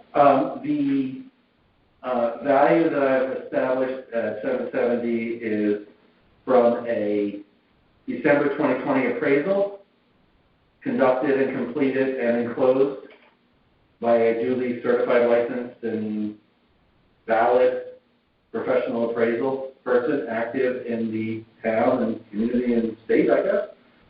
That appraisal was completed as part of a mortgage refinance application. So clearly the goal was not to reduce the value. The goal was to establish a fair market value for the bank, which was done at 770. Do you have that contained in there? I believe we do, yes. It looks like it's in the record, which means it's also online for, yeah. Yes. Okay. And this is for a refinance, this is not for a purchase, correct? Correct. Okay. You've owned the property since 2007? Correct. Okay. And it has, the refinance has been completed at that value by the bank, for the bank, with the bank. They've accepted that and as valid, and they actually hired him. I did not hire him. Was it a local, did they do it, did they come in your home to do the appraisal? They came in? Yes, they did. The photos are all there. They did a walkthrough. They did an extensive walkthrough. I spoke with the person. Yes. They'll walk around, they'll walk in, they'll walk up, they'll walk down. Okay, and let's see, I see the pictures and everything in here. I see the field cards. And the value, sometimes, do they put it on the cover sheet? Sometimes they put the value right on the cover sheet. Sometimes they put it inside. Let's see. I'm assuming that the appraisal, or I can ask you, does the appraisal match the requested amount that you're of 770? Exactly. It does. Okay. So if you could just, for the record, walk through the comps that are in there and tell me a little bit about them and whether, you feel one of them is more like your property than any of the others. I'm assuming he used sales data from as of December 2020. I believe it's within a range there. Okay, let's see, or somewhere around there. Everyone does it different. I see the sale price. Sales date. I was looking at this morning too.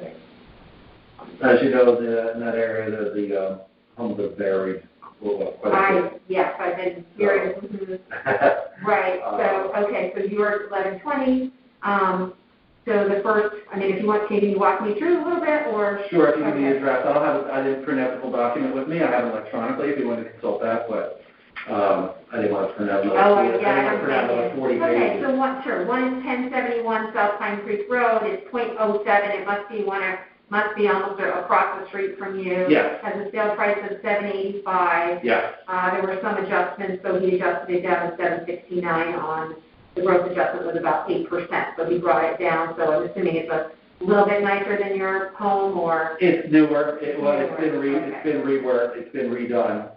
It just was renovated within the past 2 years. Okay. And that sale was, I believe, within the past 4 months or 5 months. Okay. And then literally it's two houses away. It's across the street. I'm just looking at dated sales. There it is. You've got some control character, something about 520. So I think that was a 620. Making. Okay. And that sold for $785, and you're saying that that's a nicer property than yours? It's newer. Newer. Okay. About the same square footage. It looks like it's okay. Right, and that's probably some updates that I don't have. Mm-hmm. A little smaller lot than you, but okay. And then the next one is 82 Flora Boulevard. 82 Flora Boulevard is about probably half a mile away? He said 0.46, yeah. 0.46, yeah. And that had a sale price of $715,000. And I believe that's a smaller house? Okay. Smaller house and a smaller lot. Smaller house, smaller lot, so we adjusted up from that.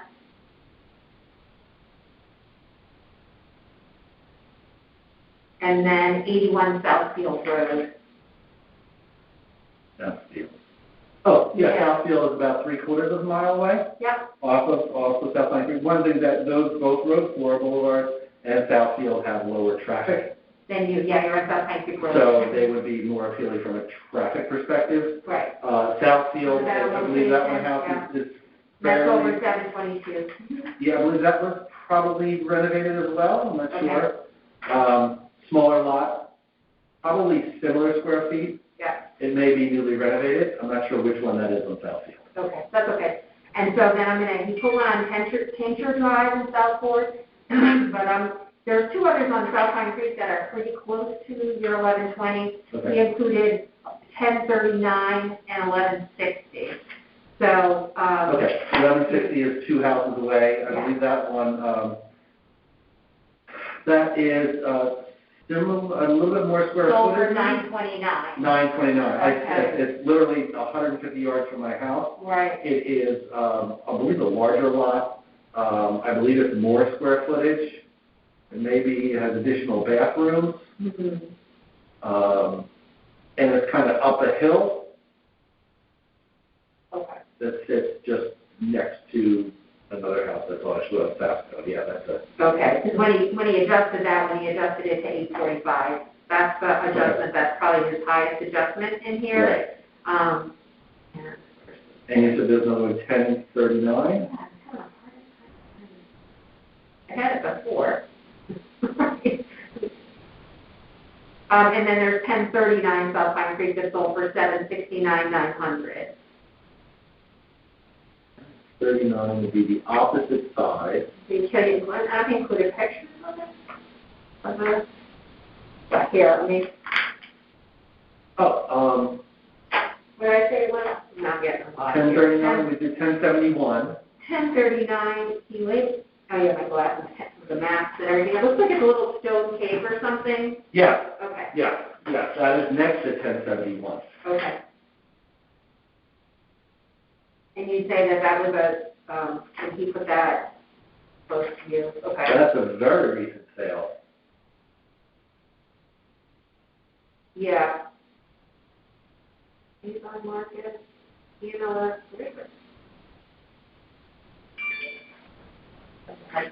For texting me if you wanted to come back into the call, but that's not turned out.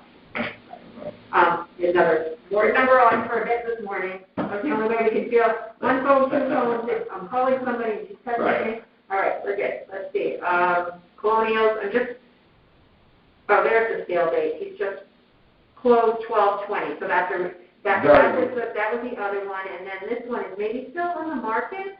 That may be. Yeah, it says active. I'm Yeah. having a hard time. Here's the Yeah. date of sale. I need to put on my reading glasses, and I can't see you. I'm in between. Okay, so, And those houses, 1039, 1071 are going to be closer in square footage. I think the other one is going to be larger in square footage. the 1160, that close. Yeah, Mhm. yeah, that's Yeah, I a can see big where he one. made the adjustment.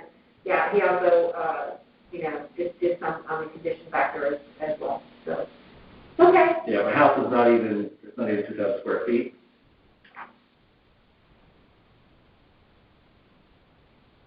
Anything else you want to add into the record? You've got the appeals here, anything else you want to say? If you were to pick one of those ones that we talked about, would you say one that's closest to you?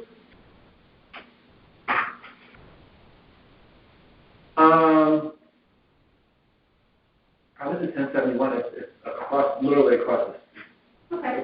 the parking lot is across the street, right? So, there's no houses across the street, no parking lot across the street. I don't know whether that's not impacted by the Across from deal. 1071 or across from Across from me. the parking lot? Yeah, I'm across from that parking lot. That's a par 3. Oh, right, okay. Yeah, the only other one is just anecdotal stuff from the house next door to me has been trying to sell for a year off and on, and he's never gotten close to 700. He's down in the 650 range, and that's a similar house. It's actually very close, but that's not documented in the appraisal. I think the 1071 is a fairly comparable. It's been, I knew the guy who bought the house, moved it in, and renovated it, and then sold it. Okay. He was a professional renovator, so a 3-year flip for him. Right. That would say is probably most similar. Okay. That's helpful for us when we have 6. So, that's good. If you don't have anything else for me? I don't. You don't? Okay, great. I am going to read through to a closing statement. So thank you for coming. I'll be presenting your petition to a majority of the board at a deliberation session for consideration and vote. You'll be notified by mail of the board's decision within 7 days of the decision. All decisions will be made in March. With 650, we may need an extension, but I'm hoping we're getting them done. Oh, wow. If your appeal was denied, you can come back next year. If you're granted a reduction, you cannot appeal again. It's next to revaluation in 5 years. Okay. And if you don't agree with our decision, you can take the next step and appeal your decision in court. Instructions on how to do so will be in your decision letter. Okay. So, great. Well, thank you for your time. And if you don't, this concludes your hearing, and you're free to go. Thank you very much. All right. Thank Good luck. you. Okay. Thanks.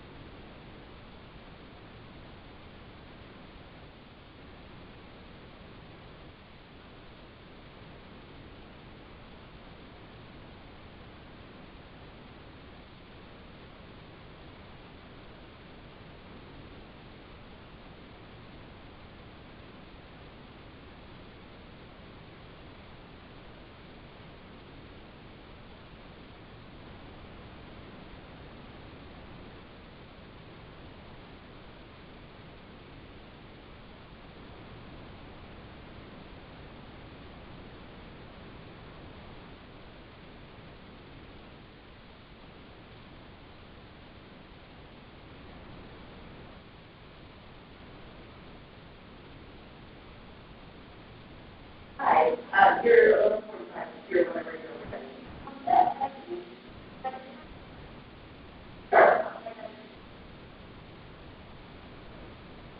No problem.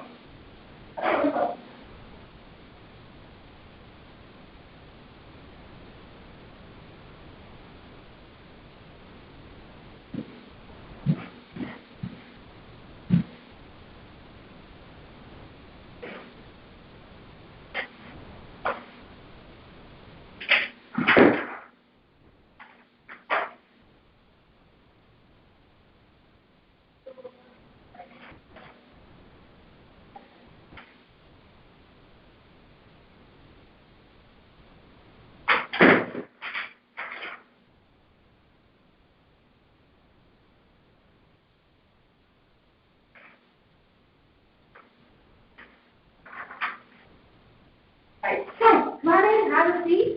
How are you? I am good, how are you? Good, thanks. I'm Kathleen Griffin. Kathleen, my pleasure. David Sullivan. Hi, I am one of 9 members of the Board of Assessment Appeals, and I will be hearing your appeal today. Okay. I wanted to let you know that you're being recorded on this phone right here, we both are, and so if you could just speak clearly, and I know we have masks on. Yeah, no, I get it. Yeah, we'll see how it's a little echoey in here, but hopefully the recording will pick us all up, so. Okay, and I'm just going to say a few things. I'm going to stand over the glass because it tends to be better for the microphone sometimes. But you're welcome to sit if you want. You don't have to sit. Yeah. Thanks. Kathleen Griffin, right? Yes. You know Jake Sullivan? Jake Sullivan. Just because they used to work here, that's why I asked. He works here? Yeah, my son. Oh. A couple of years back when he was in college. What did he do? Town clerk's office or registrar? Yeah, downstairs. Okay. Yeah. I actually did work in the other building. I always got a kick out of the ladies who would know. You're not going to keep me pay my taxes? Yeah. Oh. They still are. Okay, so I'm just going to read a few things into the record. Please correct me if any of this is relevant. If anything's wrong? If anything's wrong. Sure. So your appeal number is 406. The property address is 683 Oakfield Road. Correct. Owner of the property is David Sullivan. Correct. The town has your property valued at $649,700, and you're requesting a reduction to $525,000. Yeah. You say 649,700? So, according to the sheet I have here, the town has you at $649,700. Wow. Okay. Mm-hmm. For appraised value, not assessed. So your taxes are based on 70% of that value. Gotcha, and I saw a figure here. It's confusing because the notice you send, they send you, list your assessed value, and I wish they would put both because then people would be so much less confused. They should. I agree with you. I was good more statements. Actually, yeah. Let me just do one more thing. So I just now to have you confirm who you are and whether you're the owner or the agent authorized on the appeal. So if you could just state your name for the record and which one you are. David X. Sullivan, the owner. And you're the owner. Okay, perfect. I'm going to get my glasses straight. Yep. Okay, so you're the owner and you're here in person. Okay, great. So now this is your opportunity to present your appeal to the board, your petition to the board, as to why you believe the market value of your home on October 1st, 2020 should be the 525 number and not the 649 number that the town has. As you may know, market value is what your house was sold for. It was on the market for October 1, 2020. Yeah. Okay. I was going based on my home. Now I realize in my neighborhood, when I look at these assessments, if I'm right, there's 9, within a couple of years, new 2-families built. Mine's a legal 2-family. Yours is a 2-family. Yeah. Okay. Did you get my pictures? I'm going to look in the folder here. It's fine. Good. I sent 22 pictures with my son's technical help. I hope it works. So, if you want me to wait, or I can continue, I know you're. No, it's good.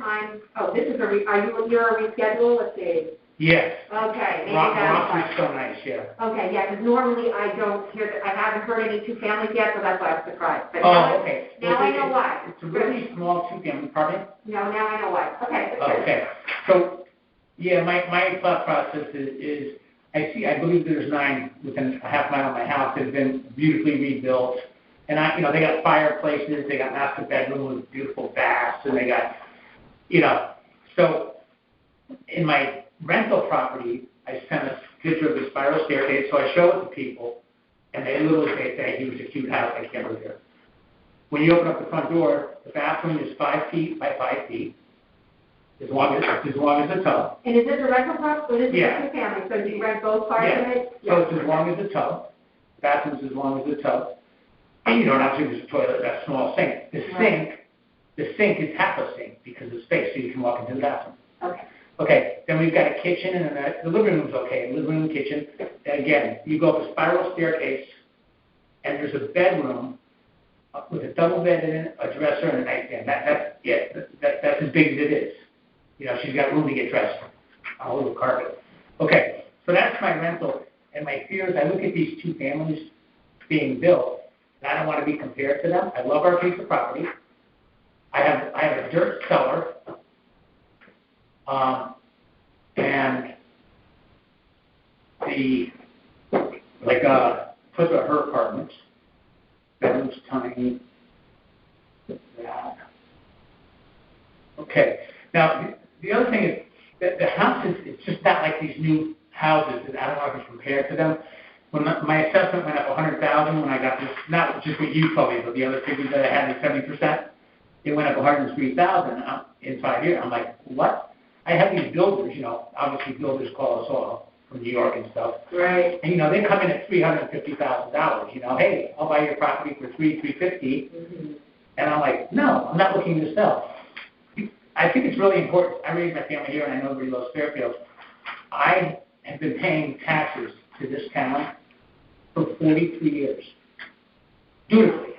I understand everybody else pays their taxes too, but I've been paying for 43 years. So I'm not one of these builders that comes in, buys a lot for $400,000, puts $350,000 into it, pays taxes on it for 6 months, and sells it. That's not me. I want to stay in this town. I raised my family here. The house needs a lot of work. That's nobody's fault but my own. But I put my two college. I'm almost 65. I literally still, and I know everybody works, you're here. I still work at Trader Joe's. Okay? So that's where I'm at. You know what I mean? I'm just being honest. You know, the dirt cellar, the house is a teardown to somebody else. But I'm not looking to sell my house. I do not want to be pushed out of Fairfield. We love this town. I coached basketball in this town for 40 years. That's probably not here near there. But I raised a really nice family here. And we want to stay here. But if my taxes keep, you know, and I understand everything's expensive, but I can get that. But, you know, I have people come to my house to work on my house, too. It's like, you know, a plumber comes, it's $280 to stay out. I know. You know, I know. So I don't mean to say, like, oh, this guy thinks he's the only guy that's still working. It's not that. I can't compete. I don't want to be compared to these two beautiful, gorgeous two families. And I could see probably coming this way from my house, which is on San Oakville Road. I think there's 5 going this way between my house. They're beautiful. Yeah. And I don't know what these rentals are. $2,400 a month. That's not me. That's not what we have. You know. Okay, so I know. Now I know where your house is. I should have looked at the bill card before. So, and I guess that I wasn't expecting. So this is the home here. That's correct. And you rent. And what do you get for rent a month? $750. You get $750 a month. Okay. And you're pretty able to rent that. Well, Teresa's been with us for years and years and years. Okay. It's a very fair rent. I mean, she cooks dinner for us and stuff. Oh, nice. Okay. Yeah, I mean, they're very good friends. She's a nice girl. And, you know, back in the old days, and again, as I said, I've been paying on this house for 43 years, the tax was. So, you know, it's funny. You have somebody move out, and then all of a sudden the place is empty for 6 months, right. or 2 months, or 4 months, or you got to paint the whole place. So we're comfortable with what we got, you know. And, all right, and how much land, let me just see your land here. A quarter acre. I'm not going to, quarter acre if I'm on tape, I'm either a little, I believe I'm a little under a quarter acre. Yeah, 0.235 acres. Sounds pretty good, right? So it's a little under, yep. As you can see, it's not one of these big. Yeah, no, it's not one of the new construction ones. I just want to see how much you've gone up or down in the past. Let's see. So you went up about 100 on your appraisal, on your assessment, so that's a little bit more. You did not go to the informal hearing, you know. Okay. What was the informal hearing?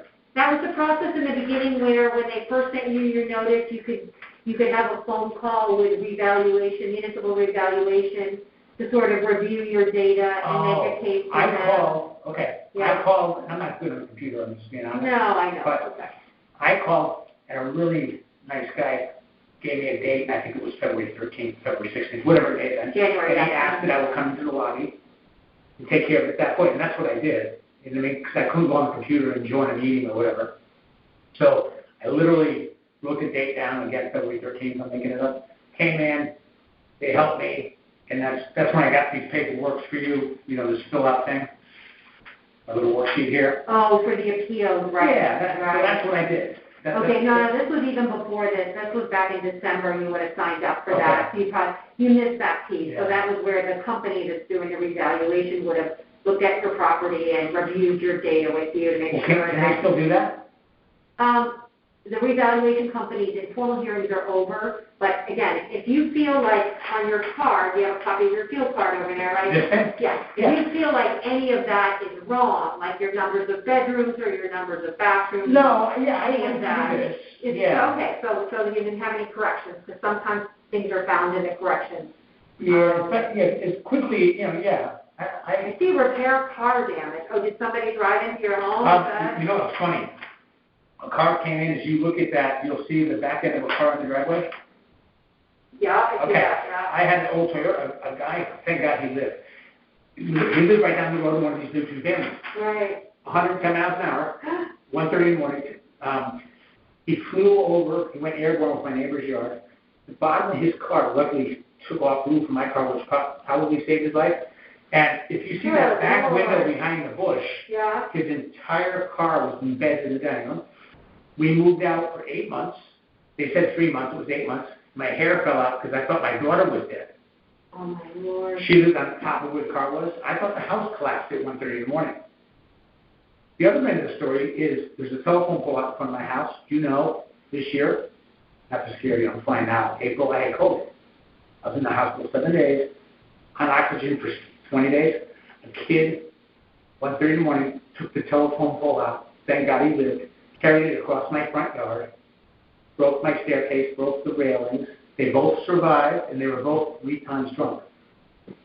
But, the second one didn't even make the paper. Never made the paper. That kid was doing 80, the cops told me. The first kid was a missile. Huh? I wonder why I never made the paper. I thought the patch hit it. That's what my son said. But well, that's what I'm wondering. I wonder why that happened. They hid that one. No, the other one was front page in the Connecticut Post 10 years ago. The kid was a missile. Came into the house. He's lucky. If he came in at 10 o'clock at night. What is it about the road at that corner? There's a big curve there. You're familiar with it? The motor terrace? The bridge is there, yeah? Mm-hmm. That will work before the bridge. If you came into that motor terrace stop sign. Yeah, you're on the left before you cross over. That's right. And if you forget to follow the bend of the road. That's why it's happening to you. Yeah, that's too bad. I wonder if they could. Years ago, they took down my cinder block wall. Who's they, a car? Yeah. I rebuilt it twice, and the town built a wall. They said I lost that fight by an inch. The town built that wall when Oakfield School was built. Right. They widened the street, make the sidewalk. And I tried to get the town to rebuild the wall, but they wouldn't do it, so I just graded it. I can't keep doing it. I was trying to put 2 kids through college. I don't blame you. I love that location. I have to. Oh, we love it too. Are we doing great? Yeah, I don't need to be always me. Yeah, no, I hear you. I love it. Yep, okay, so the only other question, I got distracted here, was to ask you. I'm sorry. No worries. I love talking about people in their homes and all that. So I just want to make sure I got all the information that I need. So you said you have been approached by builders. You get those letters. Yep. My wife throws them out. I keep them just in case, because you never know what happens. So you got offers on your property for some amount for the land, basically. Yeah, well, that's exactly, they don't even come out and look at the house. Right. They just, Yeah, they offered you something for the land, but, okay. And do you have any sales data to support the 525? Do you know anything else that's sold similar to your home, this past year that was around 525? No, I don't. I used to, because he used to be able to come in here and get field cards and stuff. Right, they're all online now. All the field cards are online. Yeah, I gotta get better at that. Okay. But I didn't know that. Yes, you can. So no, I'm just going on, I keep my eye on in the neighborhood and see what's going on. Again, I'm not looking at the mega 2-family beautiful finish title. Right. I'm looking at the people's houses that have been my neighbors for 40 years. Then they retire, they move, God forbid they pass away. They retire to Florida or South Carolina. I know these people. Mm-hmm. I bought the house in 1978. So I know the neighborhood. You know, and I have a good idea of what people got for their houses as they went through time. Right. You know, now when they start selling these 2 million, these two families, 10 years from now, yeah, they're probably going to be, you know, right. $1.3 million. I don't know what they're going to be. Right, because the, like, how do you come up with your price of 525? Just comparing it to all the neighborhood houses that they've been selling through the time. Well, okay, so tell me that, so that is kind of sales data, so which house, like, you're just talking about houses that are not 2 families, but a similar size? Yeah, similar, yeah, neighborhood, exactly, small modest homes. Small modest homes in the South Pine Creek area, okay. Yeah. On Old Hill Road pretty much, and then they're getting torn down. Well, that's what's happening, yeah. Right, and they're building they tore down 10 houses. Yeah, and 2 families are going up. Okay. Do you know any that sold recently on that, you know, like that?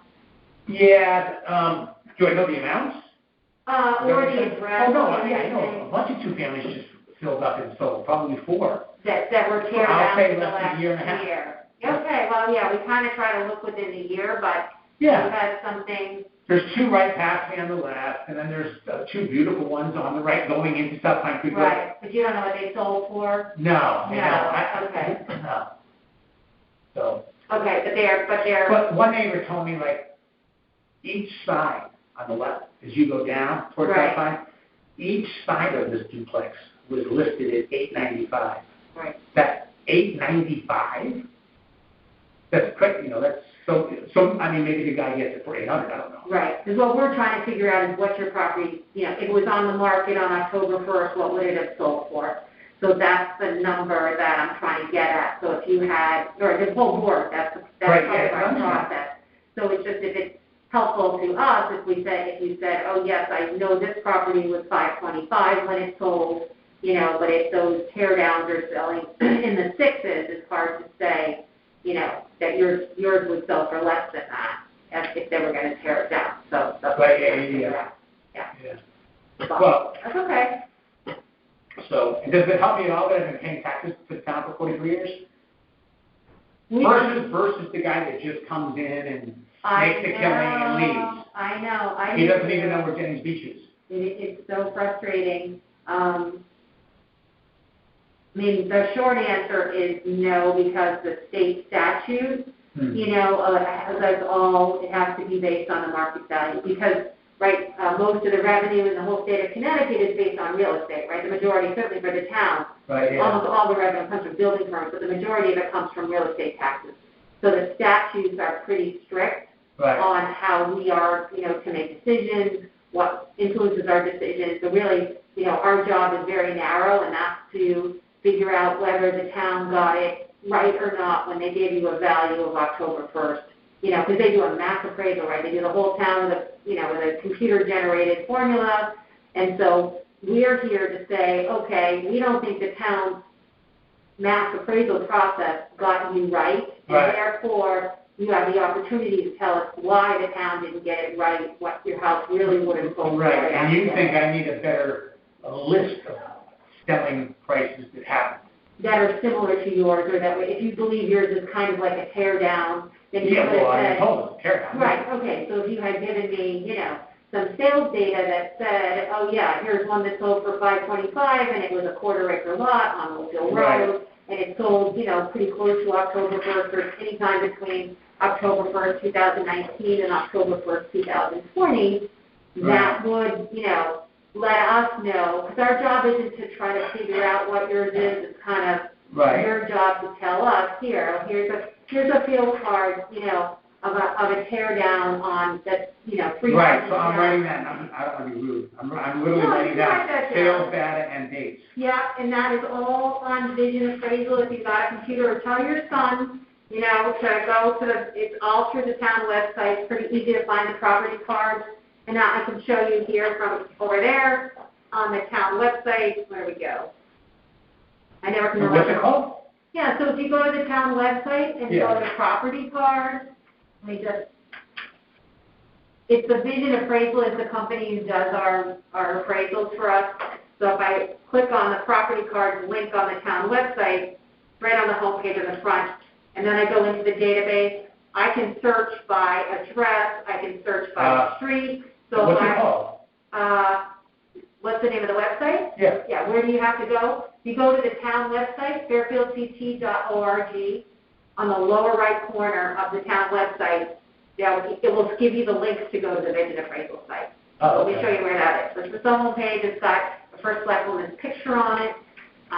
But if your son's computer literate, he's good. He is good, so he'll be able to get you there. And then, yeah, right here, here's Brenda. You scroll down. Can I go over there? Oh, yeah, come on over. I'll be right. Sure. So that's the website, fairfieldct.org. That's our town website. Brenda's picture's on the front. Right over here on the right, it says property record cards right there. Okay. You click on that, it takes you to this page that explains what a property card is. So right here at the top, you go to the website right there. And then once you're in here, you just click around. So if I wanted to type in your address, 683 Oldfield Road, right? Yeah. Is the property card the thing that you have your elbow on? Yes. Like I had? Yep. Yeah, that's what I thought. Yeah. I used to have So this is you. Yeah. You used to have to go get them, but they nicely put them online this year for the first time. Oh, I used to go back in the big room. You don't have to Index anymore. cards. Look, see up here, see this red button? Boom. There you go. There's your card. Wow. Yeah, it's all online. See, So I literally used to go in that room back there. Yep, and there's a search button here, so if I wanted to search, or if I wanted to search even sales, or I can search by street, so if I go in here to for Oldfield Road. Right, yeah. Yeah, I go down to Oldfield Road right here, gives me a list of all the properties, on that street on Oldfield, so you're 406? So let's just look at a neighbor on your side of the street. You're here where are you, Mike? You're 406, right? On the lights on the The address number is 683. I'm sorry. Oh, 683, that's fine. I thought you were talking about the appeal number or whatever. I was, but that one wrong. Okay, 683, so where's your neighbor? I'm just going to try to find the neighbor. So this is you. So someone, I don't know if you know any of these other numbers on your side.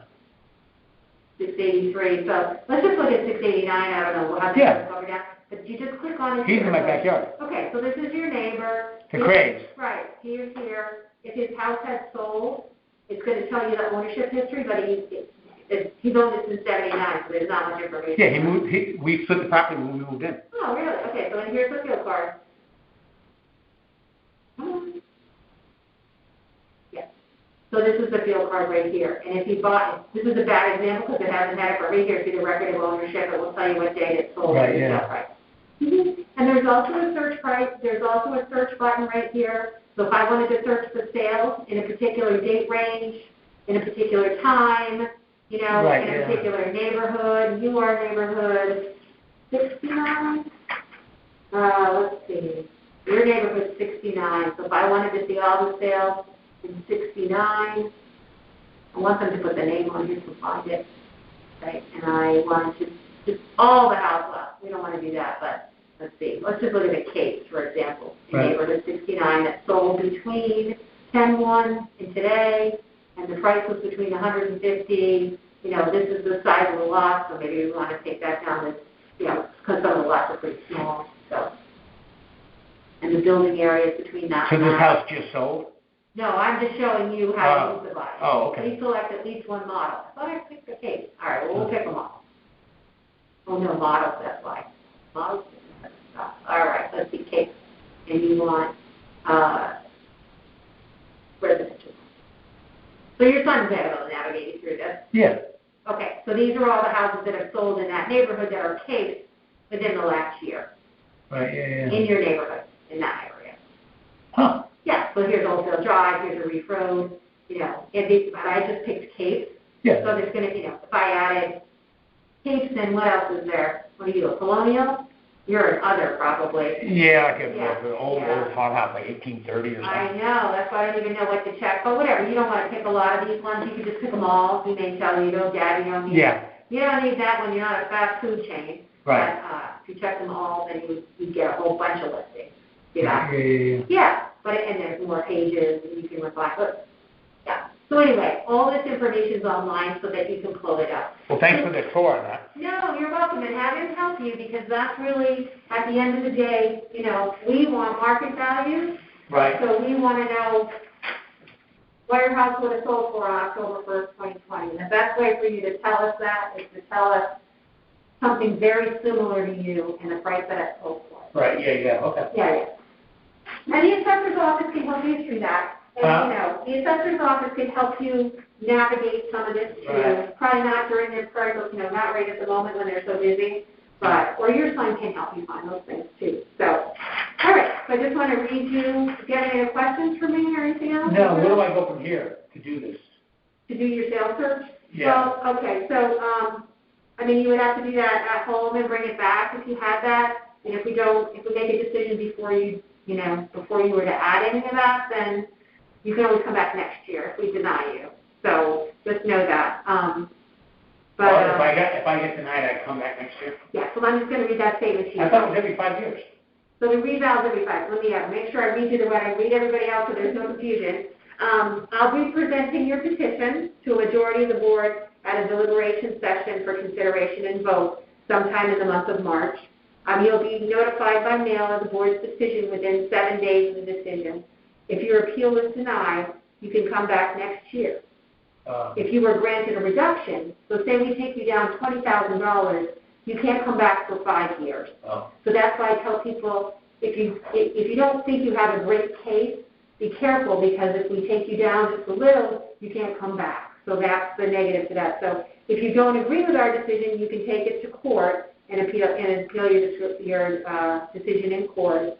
And instructions on how to appeal will be in your decision. Right, yeah. So I was always told, I know you're busy, I was always told once you hit 65, you can come in and get your taxes lowered. That's not true? There is senior tax relief as well. Oh, okay. Yeah. So you still be able to do that, yeah. Have you done that yet? No, I'm not 65 yet. Oh, okay. I will be. Yeah, you gotta wait. No, but you caught my attention, I'm sorry, you gotta wait what? Well, I don't know if they have anything for people under 65. I think it may start lower than that. You said that if they took off 20 grand, that's not a game changer. So then well, that's why people have to be careful what they ask for, right? Right. So, or what we decide. So, senior tax relief. We just see. Ooh.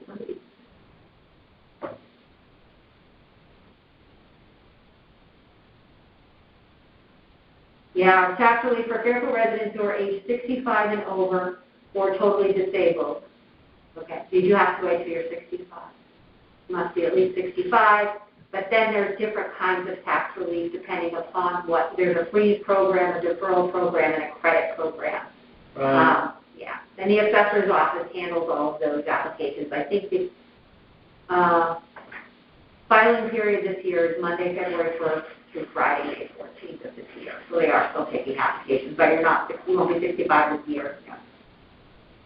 You have to be 65 by December 31st, 2020. No. Yeah. So you're saying if appeal is denied, you can next year you can do it? You can come back. If you have a better case next year. If they lower, just say hypothetically 20 grand, then you're out for 5 years, except for the senior tax relief. Or you can go to court and fight our $20,000 ticket. I'm not saying that the board typically does that at all. That's just sometimes I say to people, be thoughtful in what you ask for. And make sure you're not cheating yourself. Because our job we're not really appraisers, so our job isn't to go out and, figure out what your property's worth. Right. We're here for you to give us your case, and then we validate, we sort of review your information, make sure that that we agree with what you're asking. Right, yeah, okay. So in this case, because we don't have any sales for you, it's hard for me to say where are your 525 numbers coming from, because it's not supported by another sale. A list of houses sold for around that range, but it can be just two. You can find one or two and say, look, these guys are just like me. They sold for $525 around October 2020, or even as far back as January of last year. Right. And you can show those, then we can say, okay, yes, we can assume your property probably was sold for $525. Okay. Well, would I have to get that in by you, sir? If you want a little bit of time to do that, I can, ask the board to wait on your decision if you feel like you want to try to, provide some more information. I would just say to get it in by Monday. That'd be great. By Monday, Yeah, okay. it's going around for the weekend. If I can, because, like you're raising a great point, they take off $20,000 and I'm shocked. I'm going to be presenting your case to the board. I don't have anything in my notes that says we should take 20 off. So unless all the other members think we should do something like that, I don't see that happening. I don't see that happening. Right, yeah.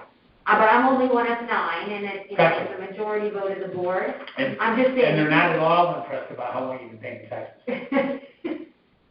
I've been paying them too. One time I was so overpaid I was over and I didn't pay attention for 4 years. I was paying freaking bills. I finally realized I could appeal, and I saved myself, a huge amount of money because I didn't understand the process or know that was an option to me. Right. I didn't know I had to write down these.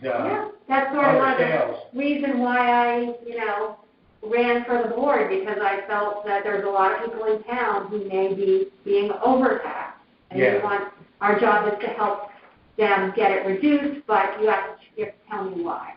Right. Yeah. Okay. Yeah. So we all set? I think we're good. This concludes your hearing, and I told you what the next steps are, and I appreciate your time. And if you think you want to get some into the assessor's office, just try to get them in by like Monday. Yeah, we'll just come in here and go to the assessor's office. Yeah, I think you're going to know as soon as if your son can get on the computer or somebody can help you. I think you're going to know whether you can find something that's around $525 or not for sale. Right. Okay. Right. You may start looking, and they all went for $750. Right. Then maybe, you don't want to come in because we may say, oh, his property is supposed to be $750, not $600. Right. Yeah. We can raise it too, so that's why you got to be careful about. Yeah. Okay. So that's where the 525 number comes from. And now believe me, I wish people who can pay all year, their kids are. I wish people who've been paying for so long and whose kids are, no longer in the school could get a bigger break on their taxes because it's rough. No, it is rough. Yeah. I hate to see us get pushed out. No, and that's why we have senior tax relief, as a program. That's why the RTM made sure that we have that in town so people can, as seniors, stay in their homes as well. Right, yeah, that's what I'm hoping. Yeah, and the assessor's office has information on that program. Yeah. So now I'm just going to wait until you guys will notify me by mail. Yep.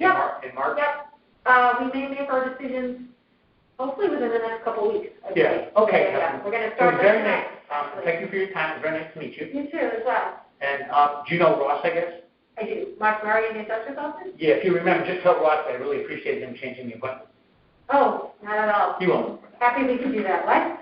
Okay, I'll remember because I haven't heard any 2 families because we tried to divide the load up so that people could get it better. But so he was so nice about it. Oh no, he's good. We're trying. We try to accommodate everybody. You're doing a good job.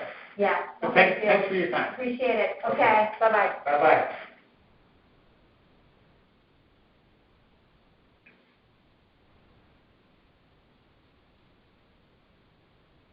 This is Kathleen Griffin. It is 10:25 p.m. on Thursday, March 4th. This concludes the appeal hearings in room 2.